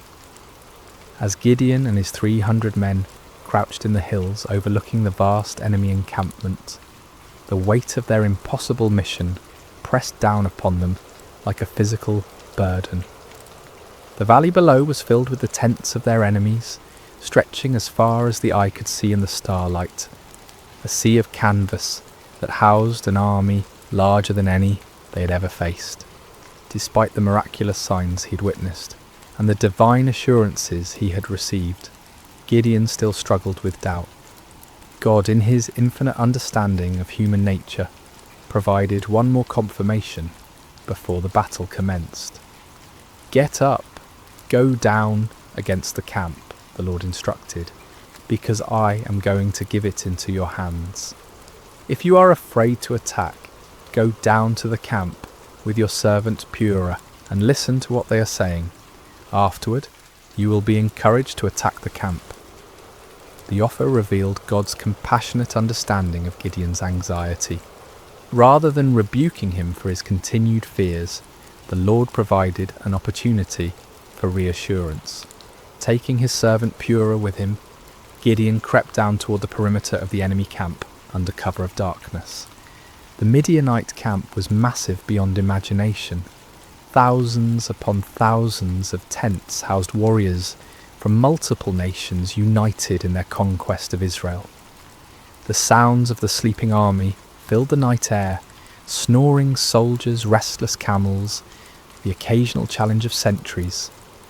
The very scale of the enemy forces should have been overwhelming to any reasonable observer. As Gideon and Purah approached the outer edge of the camp, they overheard a conversation between two Midianite soldiers. One was telling his companion about a disturbing dream he had experienced. "I had a dream. A round loaf of barley bread came tumbling into the Midianite camp. It struck the tent with such force that the tent overturned and collapsed." The interpretation offered by his fellow soldier was even more remarkable. "This can be nothing other than the sword of Gideon son of Joash, the Israelite. God has given the Midianites and the whole camp into his hands." The irony was profound. Here in the heart of the enemy camp, God was providing confirmation through the mouths of Israel's oppressors themselves. The barley bread in the dream was significant. Barley was considered the food of the poor, inferior to wheat. Yet in the dream, this humble loaf had the power to destroy the entire enemy position. The symbolism was clear. God would use the humble and despised to bring down the mighty and proud. That Gideon's name was already known to the enemy indicated that word of the gathering Israelite resistance had reached their ears. Rather than being encouraged by their overwhelming numerical superiority, some among the Midianites were apparently experiencing anxiety about this upstart Hebrew leader. God was already working in the hearts and minds of the enemy, preparing them for defeat. Gideon and Purah retreated to their own lines, hearts pounding with excitement and renewed confidence. The doubt that had plagued Gideon was finally dispelled by this remarkable confirmation. When they reached the Israelite position, Gideon called his men together for final instructions. "Get up," he announced with newfound authority and confidence. "The Lord has given the Midianite camp into your hands." What followed was perhaps the most unusual battle plan in military history. Instead of swords and spears, Gideon distributed trumpets, empty clay jars, and torches to each of his 300 men. The weapons of conventional warfare were set aside in favour of items that seemed more suited to a religious ceremony than a military campaign. Gideon divided his small force into 3 companies of 100 men each. The strategy was simple, yet audacious. They would surround the enemy camp and, at Gideon's signal, create as much noise and confusion as possible while giving the appearance of a much larger force. "Watch me," Gideon instructed his men. "Follow my lead. When I get to the edge of the camp, do exactly as I do. When I and all who are with me blow our trumpets, then from all around the camp blow yours and shout, 'For the Lord and for Gideon.'" The plan required perfect timing and coordination. Each man would conceal his torch inside a clay jar, maintaining complete darkness and silence until the moment of attack. Then at Gideon's signal, they would simultaneously break their jars, revealing blazing torches, blow their trumpets with all their might, and shout their battle cry. The psychological impact was designed to be devastating. The enemy would suddenly find themselves surrounded by lights and noise, creating the impression of a massive attacking force. In the confusion of a night assault, with limited visibility and the disorientation of being awakened from sleep, even experienced soldiers could panic and lose their sense of direction. As the 3 companies moved into position around the vast perimeter of the enemy camp, each man must have felt the weight of the moment. They were not professional soldiers, but ordinary citizens who had answered the call to fight for their freedom.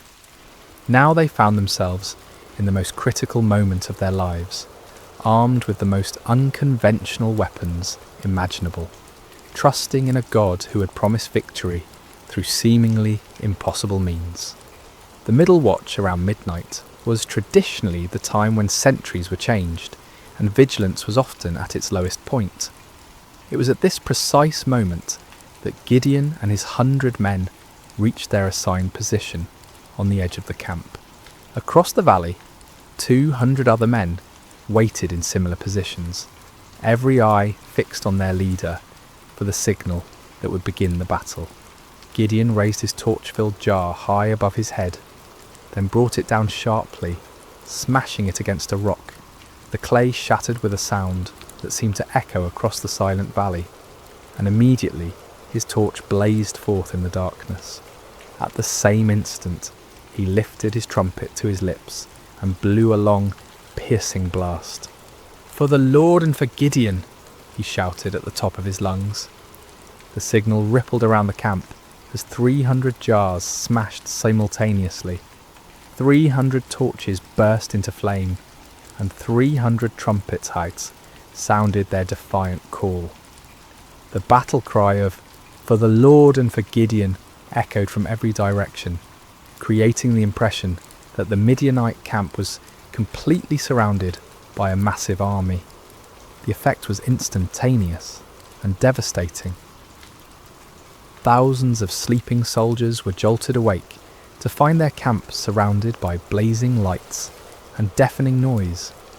In the confusion and darkness, panic spread like wildfire through the ranks. Soldiers stumbled from their tents, grabbing whatever weapons they could find, unable to determine the size or direction of the attacking force. In their panic and confusion, the Midianites and their allies began attacking each other. Unable to distinguish friend from foe in the darkness, and hearing battle cries in their own languages from every direction, they assumed they had been betrayed by their allies. The coalition that had seemed so formidable began to tear itself apart. The 300 Israelites maintained their positions around the perimeter, continuing to blow their trumpets and hold their torches high, creating the illusion of a massive army that had the enemy completely surrounded. They watched in amazement as God fulfilled his promise in the most spectacular fashion imaginable. The panic spread throughout the entire camp like a plague. What had begun as confusion quickly escalated into a full-scale rout as the enemy forces fled in every direction, abandoning their weapons, supplies, and even their camels in their desperate attempt to escape what they perceived as certain destruction. The victory was complete and overwhelming, achieved not through superior numbers or military might, but through divine intervention, working through the obedience of 300 faithful men.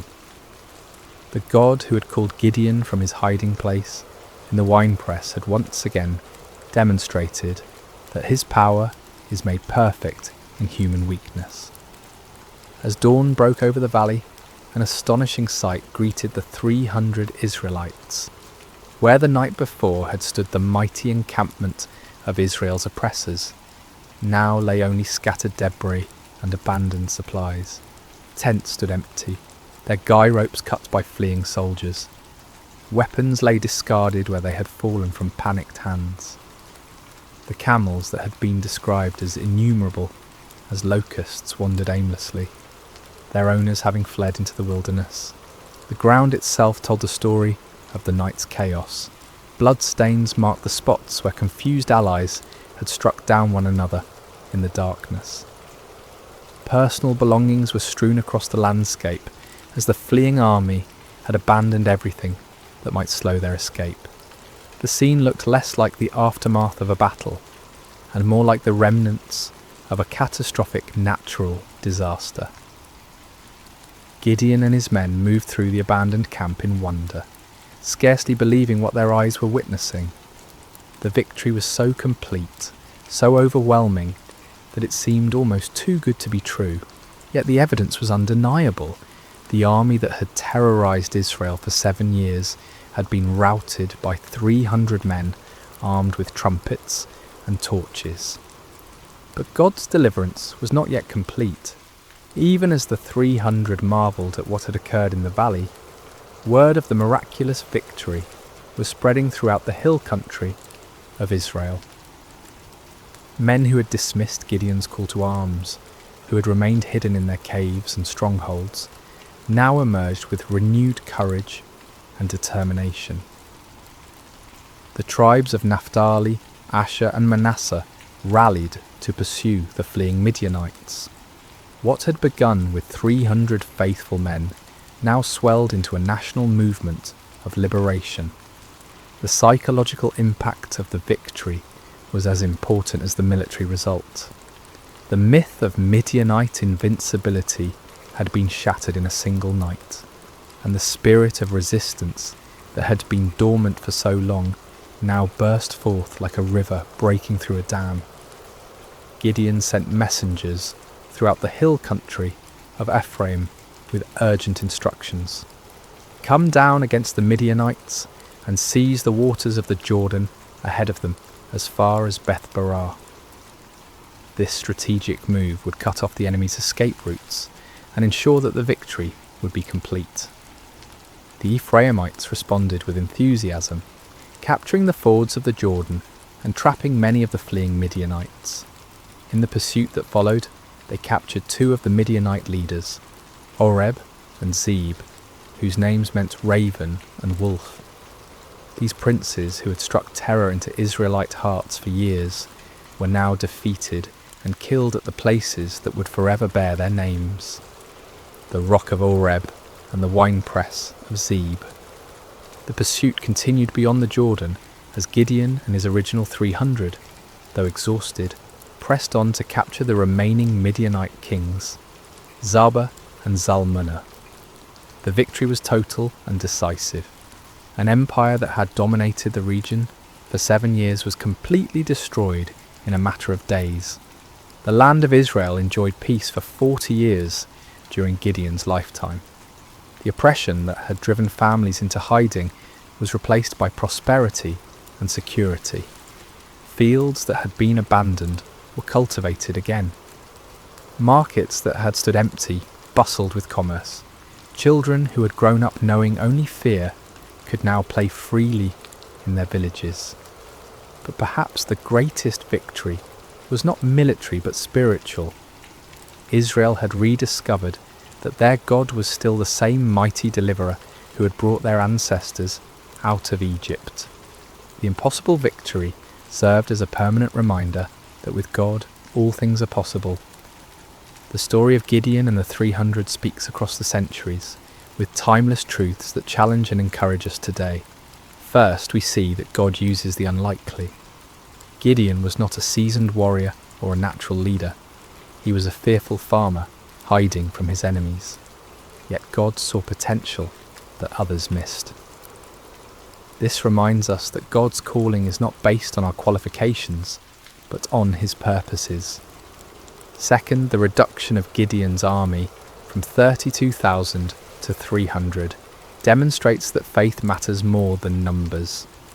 In a world obsessed with statistics and metrics, God's economy operates differently. He delights in using small faithful remnants to accomplish great things, ensuring that his power, not human strength, receives the glory. Third, Gideon's requests for signs teach us about the balance between faith and doubt. God was patient with Gideon's need for confirmation, showing us that honest questions and requests for reassurance are not signs of weak faith but of a heart that desires to walk in God's will. Finally, the story shows us that obedience in the face of fear is the essence of courage. Gideon was afraid, his army was outnumbered, and the strategy seemed foolish. Yet they obeyed, and God honoured their faithfulness with victory. When we feel unqualified for the tasks before us, when the odds seem insurmountable, when we need reassurance before taking steps of faith, the story of Gideon reminds us that our God specialises in impossible victories. He is still calling ordinary people to extraordinary purposes, still using the weak to confound the mighty, still turning fearful hearts into faithful warriors. The God who met Gideon at the winepress is the same God who meets us in our hiding places today, calling us to step out in faith and watch him work miracles through surrendered lives. Just as the 300 trumpets and torches became instruments of divine victory, our simple obedience can become the means through which God accomplishes his purposes in our generation. May we have the courage to answer when he calls, the faith to trust when he leads, and the persistence to follow when he sends us into battles that seem impossible to win. For with God, the 300 can defeat the multitudes, and faith can move mountains that seem immovable. The story of Gideon reminds us that our greatest victories come not when we feel strong and capable, but when we acknowledge our weakness and depend completely on God's strength. In those moments of surrender, we discover that we serve a God who delights in doing the impossible through the most unlikely people. And so the story ends where it began, with an invitation to faith, a call to courage, and a promise that the God who delivered Israel through Gideon and the 300 is still delivering his people today, one impossible victory at a time.